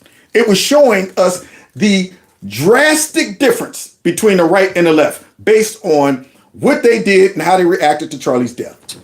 Charlie tried to win that fight through argumentation, through discussion, through peaceful resolution of differences, and the other side murdered him. Not because he was extreme or inciting violence or any other hyperbolic slur they hurled at him. They murdered him because he was effective, because he was unafraid, because he inspired others and made them feel like they had a voice. Yep. And that's how you know you are a danger to the enemy. See, I want to live to a point where when I wake up, the devil and all his demons go, God, dog it. I was hoping God would take him this night. I was hoping that dude would choke in his sleep on a chicken bone because he gets up and does damage to my kingdom. Yeah, but if the devil was like, I'll leave that guy alone, he's cool. I mean, don't worry about it. He ain't doing that. Charlie was doing something. Yeah, Charlie was digging into the enemy's camp. Yeah, so, of course, he was a number one target. Got to take him out. Look at all these young folks that are waking up, and that right there was a key demographic for the Democrats. So I'm sure they're not sorry that Charlie has been killed. I'm sure after they come to the mics and talk about this is a terrible thing, that this and that and this and that, we all got to come together, this and that. However, Trump and his rhetoric, but and all of that, you know they're not sorry about that. You think they would have been sorry if that sniper's bullet would have killed Trump? You think these Democrats, of course, they'd have all rushed the mic after years of calling him Satan, the Hitler, and all of that. They would have all rushed the mic and lied. We didn't want this. I mean, we disagreed on things, but yeah, they'd have all lied and then went behind closed doors and celebrated. That's what would have happened. Along with all of their crazy radical supporters. They would all been out there in the streets like, yay!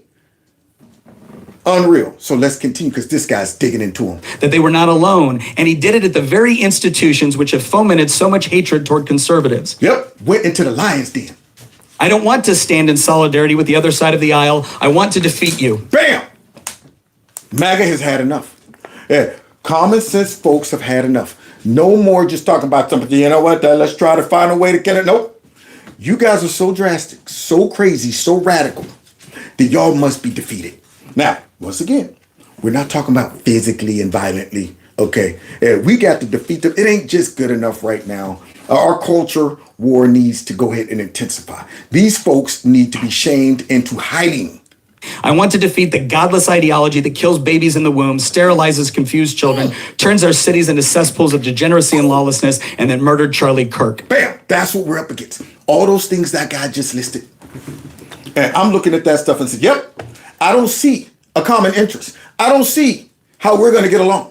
It's like the guy who marries the woman who's so liberal, she lets your kid end up being transgender. That guy down in Texas, the two twins. You didn't check that at the door? You didn't see that? You get married, next you know you're going out there, wait a minute. What do you mean our little boy is named? I done messed around and married a crazy woman right here. We can't make it. We can't make it. Somebody said they don't see the video. That's because he's reading right here. Right now, what he's doing, he's reading an op-ed that he wrote. Somebody said only audio? What? Wait a minute. I see me. Look at that. I think. Somebody said they only hear the audio. Can y'all see me?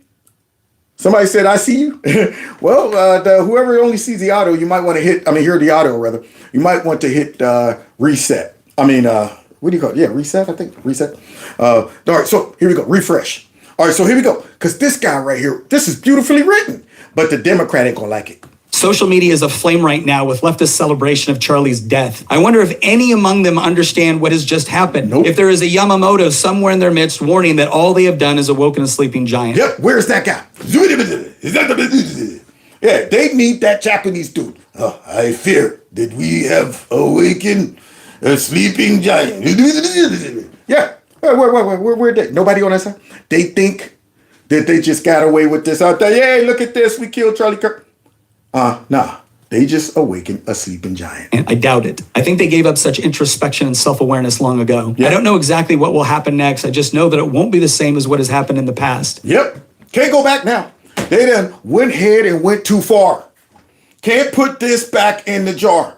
And self-reflection. No, they had their opportunity to do a little self-reflection before they got on the internet talking about, yay! Nobody's conscience kicked in and said, wait a minute, man, whoa. This man just got murdered. Okay, in front of everybody.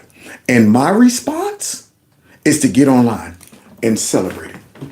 Yeah, that shows you have no self-reflection. You don't have a social awareness of maybe I should just keep these thoughts to myself. And I'm glad. I'm glad they all did it so we can see exactly what we're working with. We can identify our enemy. Let's continue. Unbelievable. There will be thoughts and prayers. Charlie would have wanted prayers, not for himself, but for those left behind and for the country that he loved. But then there will be a reckoning. My Christian faith requires me to love my enemies and pray for those who curse me. It does not require me to stand idly by in the midst of savagery and barbarism. So every time I feel tired, every time I feel discouraged or overwhelmed, I am going to watch the video of a good man being murdered in Utah. Yep. I will force myself to watch it. And then I will return to the work of destroying the evil ideology responsible for that. Rest with God, Charlie. Your fight is over. Yep. The evil ideology that sparked this. Every chance we get, we need to call that mess out, identify, and start checking these politicians who are using all of this crazy inflammatory language that is leading to it. Checking them every time. Yeah, I don't want to hear nothing about you guys are trying to censor us. I don't want to hear nothing about that. I don't want to hear about the what about my freedom of speech. You get online celebrating that mess, you're going to get shamed. You're going to get doxxed. You're going to get your butt fired. So maybe you'll watch what come out of your mouth. So let's continue though. Ours is just beginning. So Don Scott decided that he was going to post this because of course he would. Yesterday, without any proof or facts, an elected delegate and member of the House of Delegates said these words, and the other side murdered him, speaking on the horrible murder of Charlie Kirk. Democrats I served with have denounced the horrific shooting and expressed our condolences to the family of Mr. Kirk. Now you see that? So that Democrat who didn't like what he wrote come out talking about that. He said these bad things about us and that stuff and blamed us. But look, all my friends and stuff came out and condemned it. So you think we're now dumb enough to fall for that? We've always known all of these Democrats who come out when their butt's on the line and somebody in their camp do something crazy and then they got a nerve to come out and pretend to condemn it. We know it's not real. We know it's not going to curve or change your strategy or your behavior or your contribution.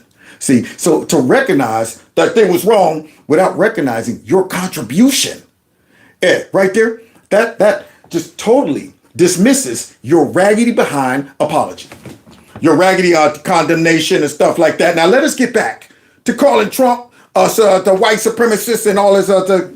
Yeah, let us get back to that. We did our reasonable service and pretend to come out and act like we were sad about it and we condemn it.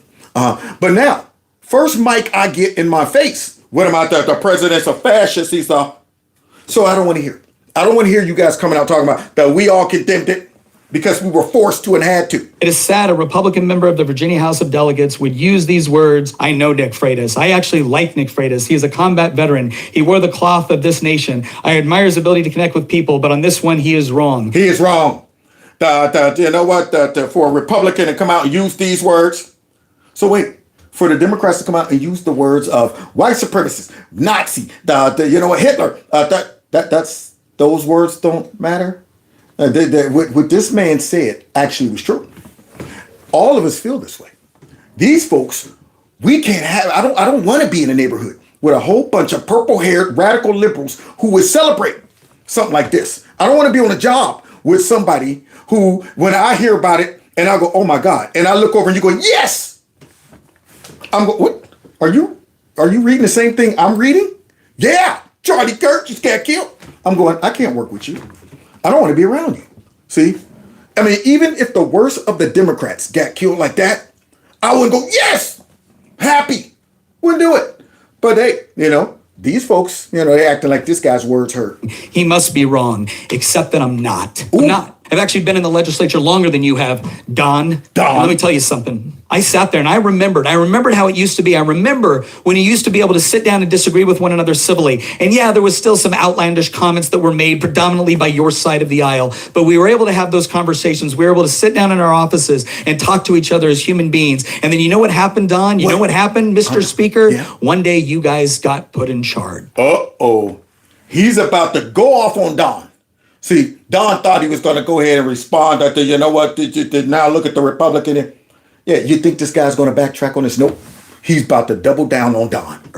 I remember it. You won the House, you won the Senate, you had the governor's mansion, the attorney general's office, you had the lieutenant governors, and I watched what happened. Right. It wasn't just the extreme legislation that came across. It wasn't just about trying to allow for abortion up to the point of birth or engaging in gun confiscation. It wasn't about doing all of the things that you promised us you didn't actually believe in. It was the way you treated us as individuals. Woo-wee! Now look at the case he's laying out. He's like, all of these crazy other things that you guys support. Now you get to see, he's laying it out beautifully. Now you get to see all of the crazy radical ideas coming from the Democrat Party. Coming from them. So no wonder that all of the crazy folks that vote for these folks react this way. And all of the stuff he just listed. What else? It was almost as if our humanity was lost the moment you got power. Because after all, there's no reason to be nice to us anymore. You controlled the House. You controlled the committee. I have watched as the Democratic Party has fully embraced the oppressor-oppressed dynamic, the critical theory view of the world, the view of the world that says that you can bifurcate all of society into those that are evil by virtue of their position, by their race, by their sex, and those who are the victims. And whatever the victims have to do in order to achieve liberation, whatever they have to do to achieve buzzword you're using. Right? Whatever buzzword. See, remember, by any means necessary. We heard them. That we got to save our democracy, the Democrats, by any means necessary. And here's a bunch of buzzwords for you. They're trying to disappear people. They're trying to unexist people. You know what? The xenophobia, homophobia. How many other buzzwords we got? How many other?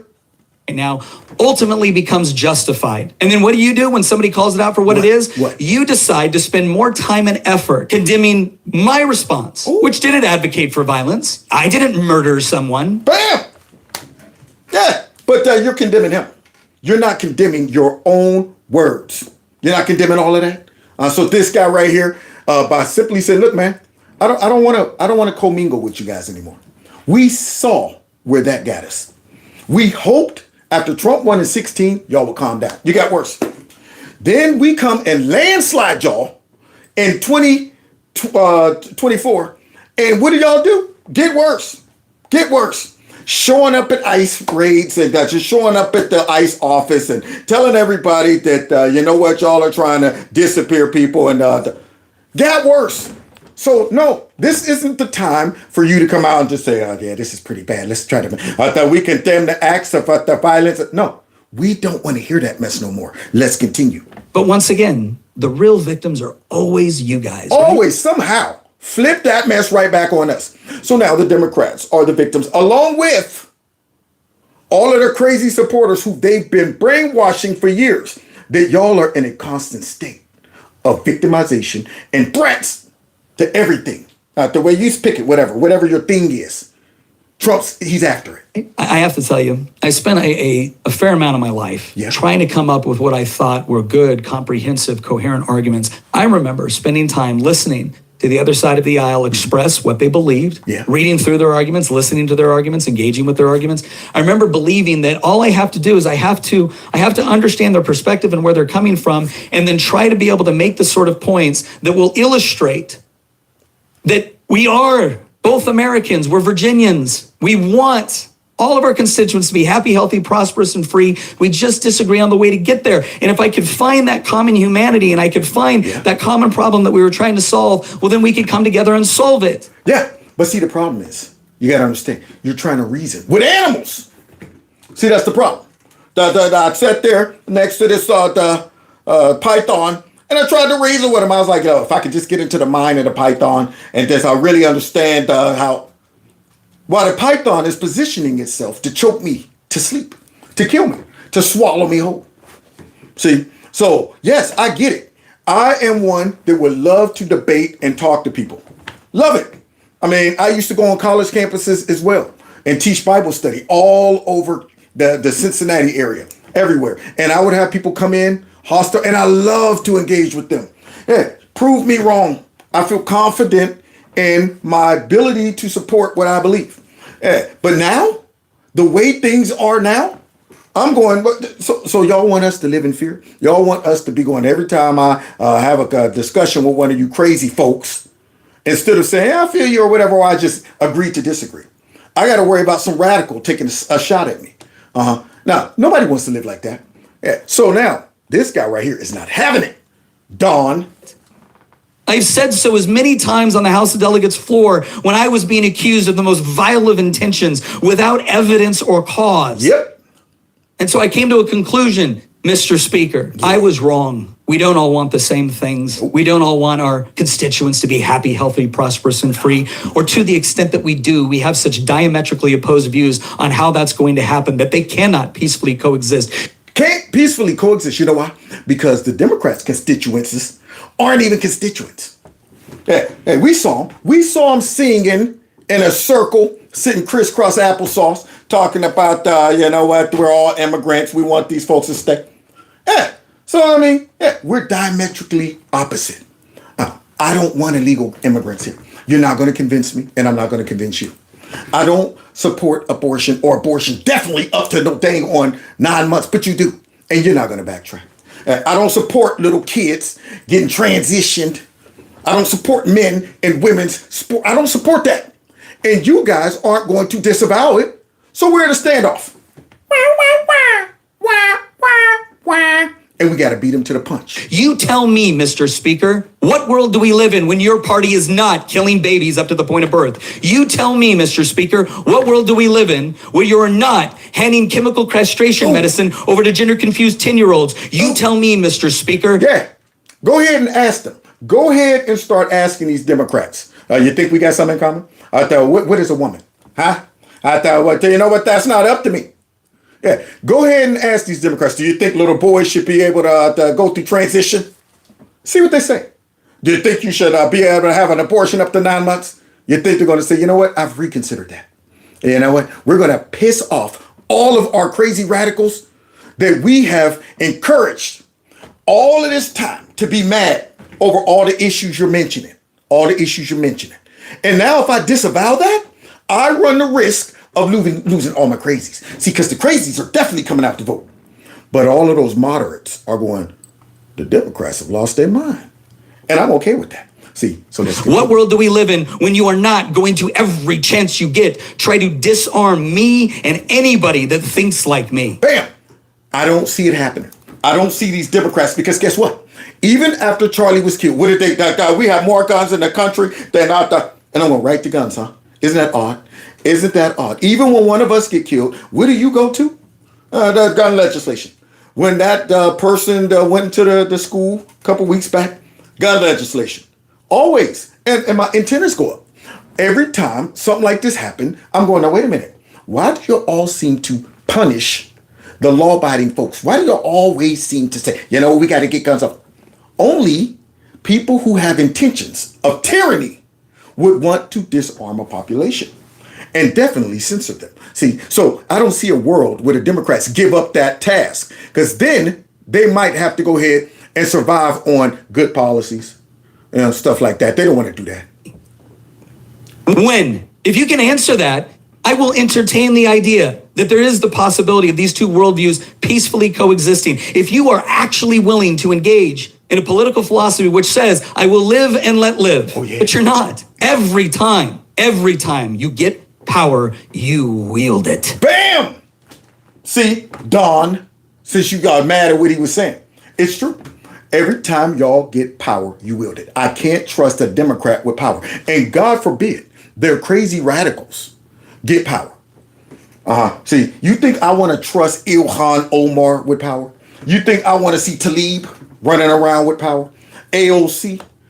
You think those crazy folks right there, if they got a chance, they would shut us all down. Any day, they would shut us down. You know what? We're labeling all these people a threat to democracy, and these people right here are filled with hate and disinformation, and you know what? We want your guns in here. They would go ahead and do everything to go ahead and create this globalist society and suppress all of us.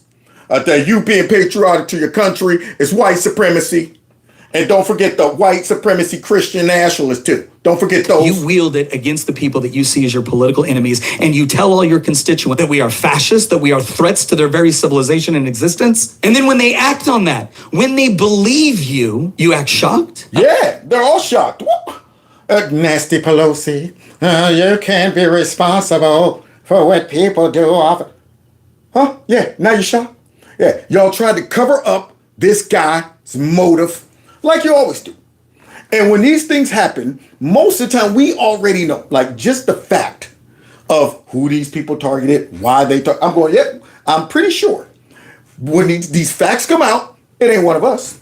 But don't forget though, we're the most dangerous. We're the ones that's a threat to society and democracy. I will give you this much credit, Mr. Speaker. You are an intelligent man, and you are a cunning man. Cunning man, like the snake in the garden. Cunning man, deceptive. And I don't buy it anymore. For all the talk about the right inciting violence, Mr. Speaker, we're not murdering you. Bam! Show us the examples of all the folks on the right who's doing stuff like this. Can't? You got to pull lies out there. What about the lady up in Minnesota who wasn't us? Wasn't us. So keep going with the lies. So yeah, this guy right here is like Don. We're not murdering your speakers. Yeah, we would stand by and universally condemn, prosecute, and imprison somebody that would do something like that. Yep. Whereas you would fight for opportunities to let him out early. Ooh, he's giving the speaker a mouthful of truth. You've already done it, right, Mr. Speaker? No, Mr. Speaker. This wasn't done to you, and me observing what has taken place is not devoid of facts or evidence, I assure you. It's come from very, very carefully following what has been taking place in our country over the last decade, beyond that even. I didn't want this. I wanted to believe. That we were all, at our foundation, Americans. Yep. But see, guys, we have dealt with this for about 12 years plus. I mean, it really went off the rails 12 years ago when Trump announced he was running. That's when I said, whoa, what's going on? Our whole society changed. All of a sudden, These crazy folks came out of nowhere, and I'm going, whoa, what is going on here? And then when we won, I'm like, hey, take your loss. Shut it up. What did they do? Scream up at the sky. Got worse. Start attacking Trump folks. And who egged it on the whole time is all these Democrats. And of course, you know George. We know somebody said, yep, George. We all know who George is. His participation in that. Destabilize society. Make society afraid of these crazy folks. And then maybe they'll vote the way we want them to vote just to stop all of the madness. Man, I can't take another protest. Man, I can't take another assassination attempt. Man, I can't take another them outside my house and doxing me. I can't take another them trying to find out me as an officer, an ICE officer. I can't take it. I ain't signing up for ICE. I ain't doing this. I ain't going to the rally. I ain't doing none of this. I ain't going to the college campus because these folks are crazy. That's why they've encouraged these people to do that. That's why they're not calling these people out. And that's why they're not pulling back their rhetoric. All right, somebody said night, night, Patriots. Yeah, night, night. Look, thanks for hanging in there this long, Kim. I can't believe this might be a record, guys, but I'll be done in about 10 minutes. Here we go. But we don't share the same worldview in the least bit. And to the extent we do, you seem completely unwilling to stop the elements of your party, the elements of your movement, the elements of your ideology from doing the most extreme and vile things. And so what am I supposed to do? Are we just supposed to take solace in the fact that you assure us that this is wrong and you don't believe it and you don't support it? No, I think what you're all really upset about is that for the longest time, you were able to charm us into believing that you didn't really believe the extreme things you said about us. It was just for politics. It's just to win an election. Well, Mr. Speaker, whether you believe it or not, the people who listen to you do believe it. Oh, beautifully put. Yeah, Mr. Speaker. See, with all of your trying to get us off our, you know what, we didn't do nothing. Look, we already condemned it. You saw, look, all the Democrats condemned it. So therefore, don't blame us. Yeah, we encouraged it. Now we're condemning it. Only to encourage it right after. Soon as the smoke clears, soon as we get another opportunity, soon as we get the heat off our backs, we'll be right back to calling you guys fascists, Nazis, white supremacists, racists, anti-kids, anti-air, anti-whatever, a threat to democracy. We'll be right back to it. See, it's our business model. And now we're seeing the results of their business model. And what do they do? We ain't do nothing. Now we need solidarity. Nope. We're mad. MAGA is mad. And they're willing to act on it, and they're willing to celebrate it. Now I'm going to say what I said at the beginning of this. Because I not only owe it to God, I owe it to Charlie. I will not be overcome by evil, and I will diligently fight to overcome evil with good. Darn right. I'll never advocate for the killing of innocent, no matter how much I disagree with them or their vile policies or their vile comments. It's not who we are. Yep. We're not animals. See, that's the difference. We're not animals, so that's why the left ain't got to worry about people taking pot shots at them because they're out there exercising their freedom of speech. Yeah, we're operating in a higher consciousness. So, yeah, I appreciate what he's saying. But do not expect us to go quietly into the night either. My faith does not obligate me to stand by and watch this take place. And then look at this. There's no question now in the wake of your reporting this morning, your exclusive, now matched ultimately by the Wall Street Journal too, that he was killed for his thoughts. He was killed for his speech. Yeah. It's just so un-American and disgusting. Yeah. And now we're going to go through this pointless cycle of the left trying to say it's right-wing rhetoric that has caused these problems. Yeah, because they don't want the heat on them. The heat is on. Yeah, they all played a part in this mess. See, but yet we're sick of it. We don't want to hear them all talking about this right wing, that bothism. Nope, it's not. Oh, wait, I went too far. Almost done. Hang in there. A couple more minutes. Let me get back to Megan because she's about to go ahead and say something. Left loves to play. Yeah, watch this. Watch what she says. I will not. Yeah. Go through this pointless cycle of the left trying to say it's right-wing rhetoric that has caused these problems. Stupid stuff. And we're all going to sit on the right like, what in the actual F are you talking about? And my gut feeling today is I'm not even interested in them. No. I don't even give two shits what they have to say. I couldn't care less. It's all about us. Yeah. All of that crap is falling on deaf ears now. Yeah. Something happened so magnanimous and so horrific that right now our tolerance level is like this. I'm like, I don't want to hear it. I don't want to hear you guys get on TV talk about what about the right, and now we got to come. I don't want to hear it. Just like Dave Rubin exposed Stank and said, look, man, all of that crap you're saying, I don't want to hear it, because look at what you've done to contribute to this. So I don't want to hear it. What else, Megan? And how we feel and what we're going to do next. Because our blood has been all over the streets for a long time. And until someone dies, they don't give a shit. They excuse it. Yeah. See, they'll tolerate. They don't apologize for folks getting beat.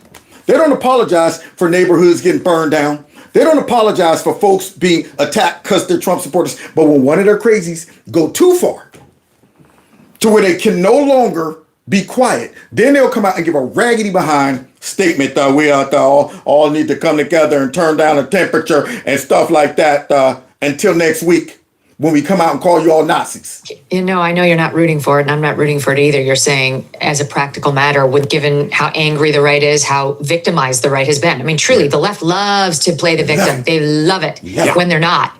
They invent fake ailments, disorders, etc., and claim victimization of white privilege and white anti-black racism all the time when it doesn't exist. We actually are being victimized. There's no other word for what happened to Charlie Kirk yesterday. Hunted. He was hunted. Yeah. See, all of that projection, that you're putting our lives in danger because you're calling out our garbage. Every single Democrat, every time you call them out, you're putting a target on my back, you're this and that. Target's been on our back forever. Forever. Yeah. Y'all don't have to worry about wearing stupid stuff. We're not looking at that person that had purple hair. Let's attack him. That person, that man right there got a man bun. Who wears that? Who wears a bun? Let's get him. He's a liberal. But hey, every time I rock my Make America Great Again hat, I got a pack because I'm wearing the hat. I got to make sure, every once in a while I go out without it. But when I put my Make America Great Again hat on, I got a pack on. I got to go, wait a minute, because I might get one of these crazies. I'll look at this guy, he's all, and then I got to defend myself. See, so we have to be conscious of that. We are the ones that got to set up booby traps when we put Trump signs in our yards. We're the ones got to do that. Nobody's rolling up in Kamala Harris' yards, snatching her crap off. Nobody's snatching their hats off their head and stuff like that. No, we're the ones. And they victimized his beautiful wife and their beautiful children and all of us who loved him and his message. That's actual victimization, a word I hate, but it happens to apply here. But they don't see it. They don't see it. They still think they're the victims. That's the craziness about this. Even after this, these folks are still walking around thinking they're the victims. We're the ones under threat. I have had some people on the left reach out to me and say, I hope you're doing okay. I'm sorry. And whatever. I appreciate the sentiment, but until they actually listen to us, until they actually listen to what we're saying, stop calling us Nazis, stop demonizing us for having completely within the mainstream thoughts about these hot button issues. Fuck them. Oh, she said, F them. You hear that? Just like the lady in the beginning where I had to bleep out what she said. You effing animals. Yeah. So Megan's at the point where she's like, F them. I don't want to hear it. I don't want to hear these folks talk about it's now time to come together. And we're going to end with Greg Gutfeld destroying, and I mean destroying, who is it, Jessica? Yeah, he ain't feeling it no more. We're mad. We don't need it. What is interesting here is why is only this happening on the left and not the right? That's all we need to know. What about There's absolutely no cognitive. What about Melissa Hortman? What about Melissa Hortman? Did you know her name before it happened? No. Thank you, Greg. Don't sit back and let Jessica talk about what about Melissa Hortman. None of us did. None of us were spending every single day talking about Mrs. Hortman. I never heard of her until after she died. Doesn't matter? Don't play that bullshit with. Woo, Greg, dropping it out there. Don't play that bullshit with me. Melissa Portman. Democrats didn't even care about Melissa Portman. They didn't even care. They only are bringing her up now because they're trying to make a comparison. Well, you guys didn't go crazy over her. She was killed by a crazy person who blamed Tim Walz. That's why they didn't make a big deal out of it. That's why they couldn't pin it on us. So what are they going to do? Say this guy right here said that Tim Walz told him to do it, and therefore he's MAGA. So the Democrats dropped that real quick because they couldn't benefit politically off of it. But now they're trying to resurface that. They're trying to bring that up as an example. Y'all didn't even make a big deal out of her. That was one of your own. But we know if that person could have been accused of being a MAGA Republican, we'd still be hearing about it. Yeah, y'all would have statues built and everything for her. But now Jessica tries to bring that lame crap up, and he's done. He's like, I'm done. I'm done being nice to you, and I'm gonna give it to you. You know what I'm saying is there was no demonization, amplification about that woman before she died. It was a specific crime against her by somebody who knew her. The same. Now you can bring up Josh Shapiro, but then you will not bring up, for example, that was a pro-Palestine person. Yeah. So all of your what about examples all go back to crazy folks or liberals. Say, get her, Greg. So don't use your what about this? The fact of the matter is the both sides argument not only doesn't fly, we don't care. Thank you. I don't care. That's right. What y'all say? I don't care what you do. I don't care no more, man. You can tell everyone I'm a darn disgrace. Drag my name all over the place. I don't care anymore. I don't want to hear nothing about the what about and all that. No. We don't care about your both sides argument. That shit is dead. For one thing, there is no cognitive dissonance on our side. On your side, your beliefs do not match reality. So you're coming up with these rationalizations like, what about this? Or what about that? We're not doing that because we saw it happen. Yeah. Greg is dissecting her. He is psychoanalyzing her. Yeah, y'all are reaching for straws. How can we go ahead and make this seem like it wasn't a result of our crazy behind radical agenda and our rhetoric? So we reaching for straws. Maybe it was a guy shooting up in the sky. It was a Charlie Kirk supporter. Maybe it was the right winger. He was raising a conservative to family. Therefore, he has to be. But you know what? I think he was in love with a transgender, and it was all about love. It was all about love. He was doing this because it was you hear the crazy stuff been coming out of the media, trying to make it seem like it was a love passion story. And I'm going, you animals. Let's continue. We saw a young, bright man assassinated, and we know who did it. We are not coming up with rationalizations. We are calm. We are honest and we are resolute. Yep. We're not defensive. And I understand the defensiveness. I understand why people are saying, what about this and what about this? Tell them, Greg. Go ahead and expose why she's doing this and why they're all. Because if you have to face the underlying fact of this, life is going to fall apart because you're going to realize you're not the good guys. Are we the baddies? That's what you'll realize. When you sit back and say, wait a minute, our party is on the wrong side of everything. And because we're on the wrong side of everything, the only way we can try to make this mess sound right is to lie to the people and say, those folks are evil, they're the racist, they're this and that. If you sat around and you did the mutilation of children, bam, you're not the good guys. If you sat 600, 700 cases of harassment against Republicans and you said, but what about this, what about this? And then you see this murder after calling somebody a fascist, you realize maybe I'm not the good guy. That is a hell of a realization to deal with. So yep. Hard pill to swallow. To blow up your whole worldview. Here you are thinking you're fighting for justice and fighting for the righteous and to fighting to save democracy, only to realize that, are we the baddies? Are we the ones? When you look at all these Democrats that are now saying, I will never vote Democrat again. Thank you, crazies. You guys have helped those people see the light. When you sit back and you look at them and go, whoa, whoa, whoa, whoa, whoa. They're part of our party? No, wait a minute, man. These folks are crazy. I'd rather go over here. I'd rather go over here. Nobody wants to be next to the crazy dude on the bus talking to himself. Nobody sits next to that person. They all go, let me go over here. This person's talking to the walls and everything. So Greg is saying, yeah, the reason y'all need all these excuses, what about, and then you don't know if that, because if you really come down to it, you'll say, you know what? These people have been motivated and been marinated by us. therefore, Therefore, you have to grasp at rationalizations. You don't have to do that, Jessica. They do. I don't believe you're part of that group, but why the hell do you have to mimic and echo that crap to us? Yeah. See, you're still a tool of them.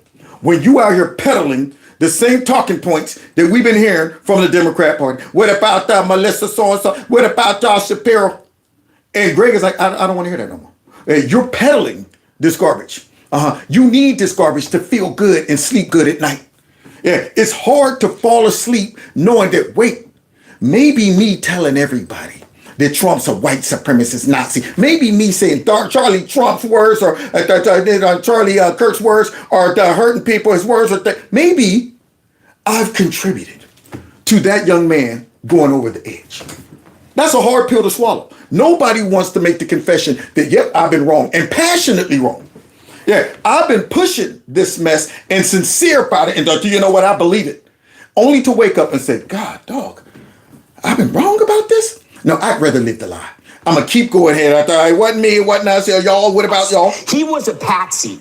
That guy was a patsy. He was under the hypnotic spell of a direct-to-consumer nihilism, the trans cult, and you know that. If you can decide that biology is false, you can agree that murder is okay. Bam! See, Greg understands. I've been saying this forever. If you can convince people of the basic biology is not real, you can convince them of everything. Anything. If you could get them to say, you know what, I don't know what a woman is. Well, maybe you don't know what murder is. Maybe you look at murder as, you know what, we're fighting for justice. Maybe you look at it like that.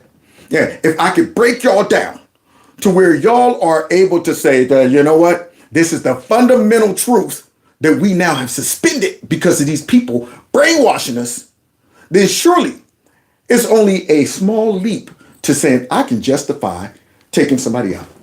So thank you, Greg, for hurting her feelings like this. And that humanity is expendable. How you cannot see that alone and see that for what the evil it is without having to attach all of these other things is beyond me. Yep, but Jessica, she got her last fighting, dying effort to say, what about? And Greg's not having it. I just want to be clear. I want to let people speak. I in no way intended at all to minimize what happened to Charlie. I was horrified by it. I have not been on the five But the since two then. sides argument, it's like pig Latin to a duck. No. Pig Latin to a duck. And all I'm hearing coming out of her is whack, whack, whack, whack, whack. I don't speak duck. There it is. We're tired of you guys. We don't want to hear the duck. We don't want to hear nothing. Whack, whack, whack. That's all it sounds like. Because folks are animals on your side. So you talking about some whack, whack. Oh, all that I was saying is could we have all of the information before you just say they did this? Because that is a broad brush to paint with this. And this kid Let's have a conversation. No. Charlie had a conversation. He got shot. Bam. So talk time is over. Charlie was the best example of dialogue. Free, just open conversation. And that's what y'all did to him. See, so what? We're to expect. And the celebration afterwards. Are we to expect that this isn't a common, feeling on the left? If he was just the person who did this alone and had no support, no backing, no celebrations, maybe we'll have a little more hope that there's a chance that we can all come together. But when we see something like this happen, and all of them folks celebrate it, and I'm talking from the lowest, I'm going, we got a bigger problem than I thought. I thought that maybe it was just a couple crazies. These folks have come out the woodwork, and it's showing that we are in a spiritual battle, a social battle. We're in a cultural battle. Yeah, man, playtime is over. They done pushed us too far. Look, I'm sorry, Jessica. I'm sorry. I'm sorry. You weren't here for a week. You came in here and it's cold. And I'm sorry, but this is a story that is immune to news cycles. It's immune to rationalizations. It's immune to bias. This thing is with us for good. Yeah. And we all have to deal with that. So that means we can't live by the same arguments that you may be reading about relativism among the media. We can't deal with those stories. It doesn't matter. The media is dead to us on the story. Yep. They built this thing up. Yes. We're dealing with it. We're going to act. We don't care what the whataboutism is anymore. That shit's dead. Bam! Thank you, Greg. We don't care about that mess anymore. Don't get in my face talking about that, you know what? I don't want to hear it. I don't want to hear it. If you got folks out there, hold on, Greg, let me finish it. Sorry. For the swearing as well. I apologize to the American public. I'm going to shut up for the rest of the show. No, Greg. I, for one, sanction what you said. So now, there you have it, guys. I don't want to hear about now we need unity. Now we need to come down, we condemn all of this stuff.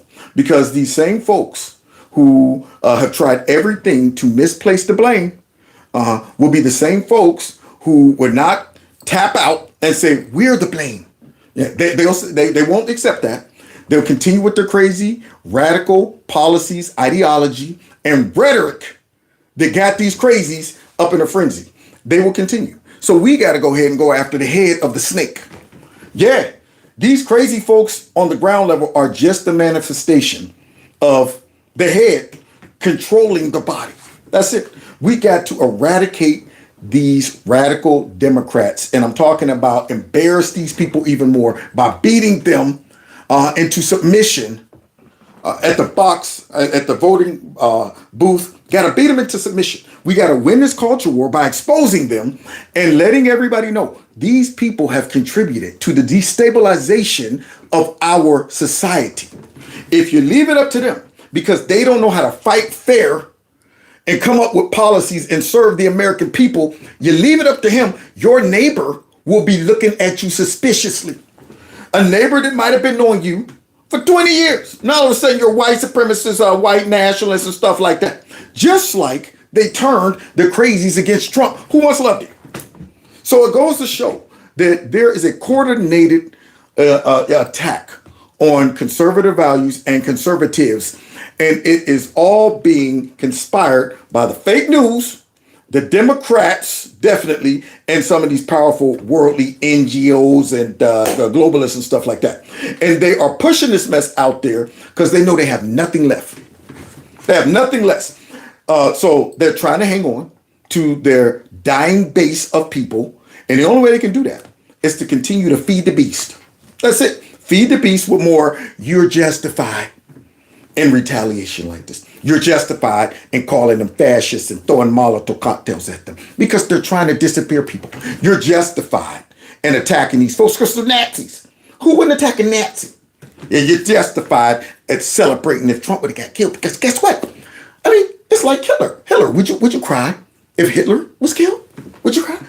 Yeah, Charlie Kirk was like a mini Hitler. He was, why are you crying over that? Why are you crying over that? But we definitely denounce the political violence.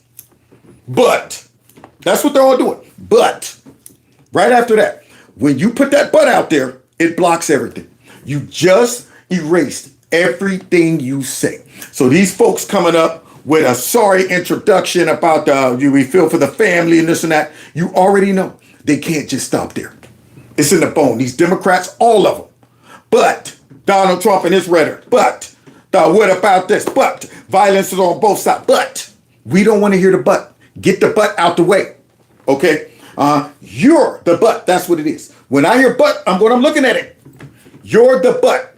So God bless y'all. God bless America. Yeah, I think I broke a record. 3 hours and 17 minutes. I guess I made up for all of the lost time. All right. So thanks for hanging in there. Yeah, for those that managed to kick it with me this long, we done been through some things tonight. That's right. And I'll be back. I'll be back most likely tomorrow for some more action. Because I ain't finished with these fools yet. They won't let me be. They won't let me be. So, yeah, tomorrow's my birthday. So, I don't know what I'm going to do. Now, most of the time, I don't do nothing on my birthday.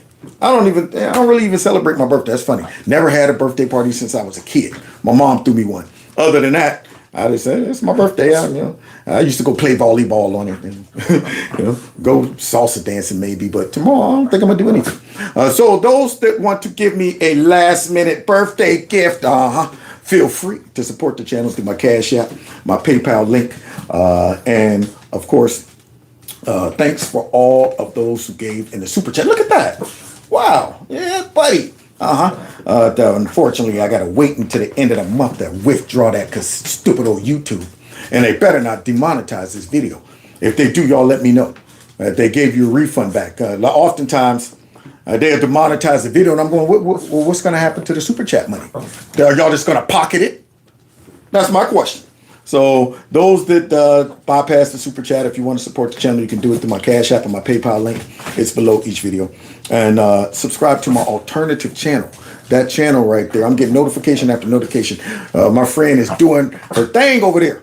Going back and adding graphics and stuff, making the videos seem all brand new. I'm watching them like I ain't even doing them. I'm like, who is that guy? He's hilarious. Who is it? Oh, that's me. That's me. Yeah, love it. So please subscribe to that channel. And hey, cut it out. All right, simmer down now. I ain't done. All right, but in the meanwhile, thank you for all of the well wishes. And yes, I am turning 54 years old, and I'm thankful. Give God all the glory. Because many didn't make it. And I never should have made it. Oh, no. Yeah, but I'm here. And so I'm going to do what God allows me to do until he's done with me. All right. And in the meanwhile, here's the pups. Dun, dun, dun. Gizmo. Yeah, it's about time for you to get a haircut again. And then Nala is growing her hair back. Yeah, it's coming back in. Surely. You think of this. Yeah, it's growing back in. Yeah. So, we'll see you guys tomorrow. Thanks once again for hanging out. And God bless you. God bless America. And God bless Charlie Kirk's family. I really wish I could go to the ceremony, but I don't think it's going to happen. I hope they televise it because I really want to see the homegoing party for Charlie. All right. So take care. God bless.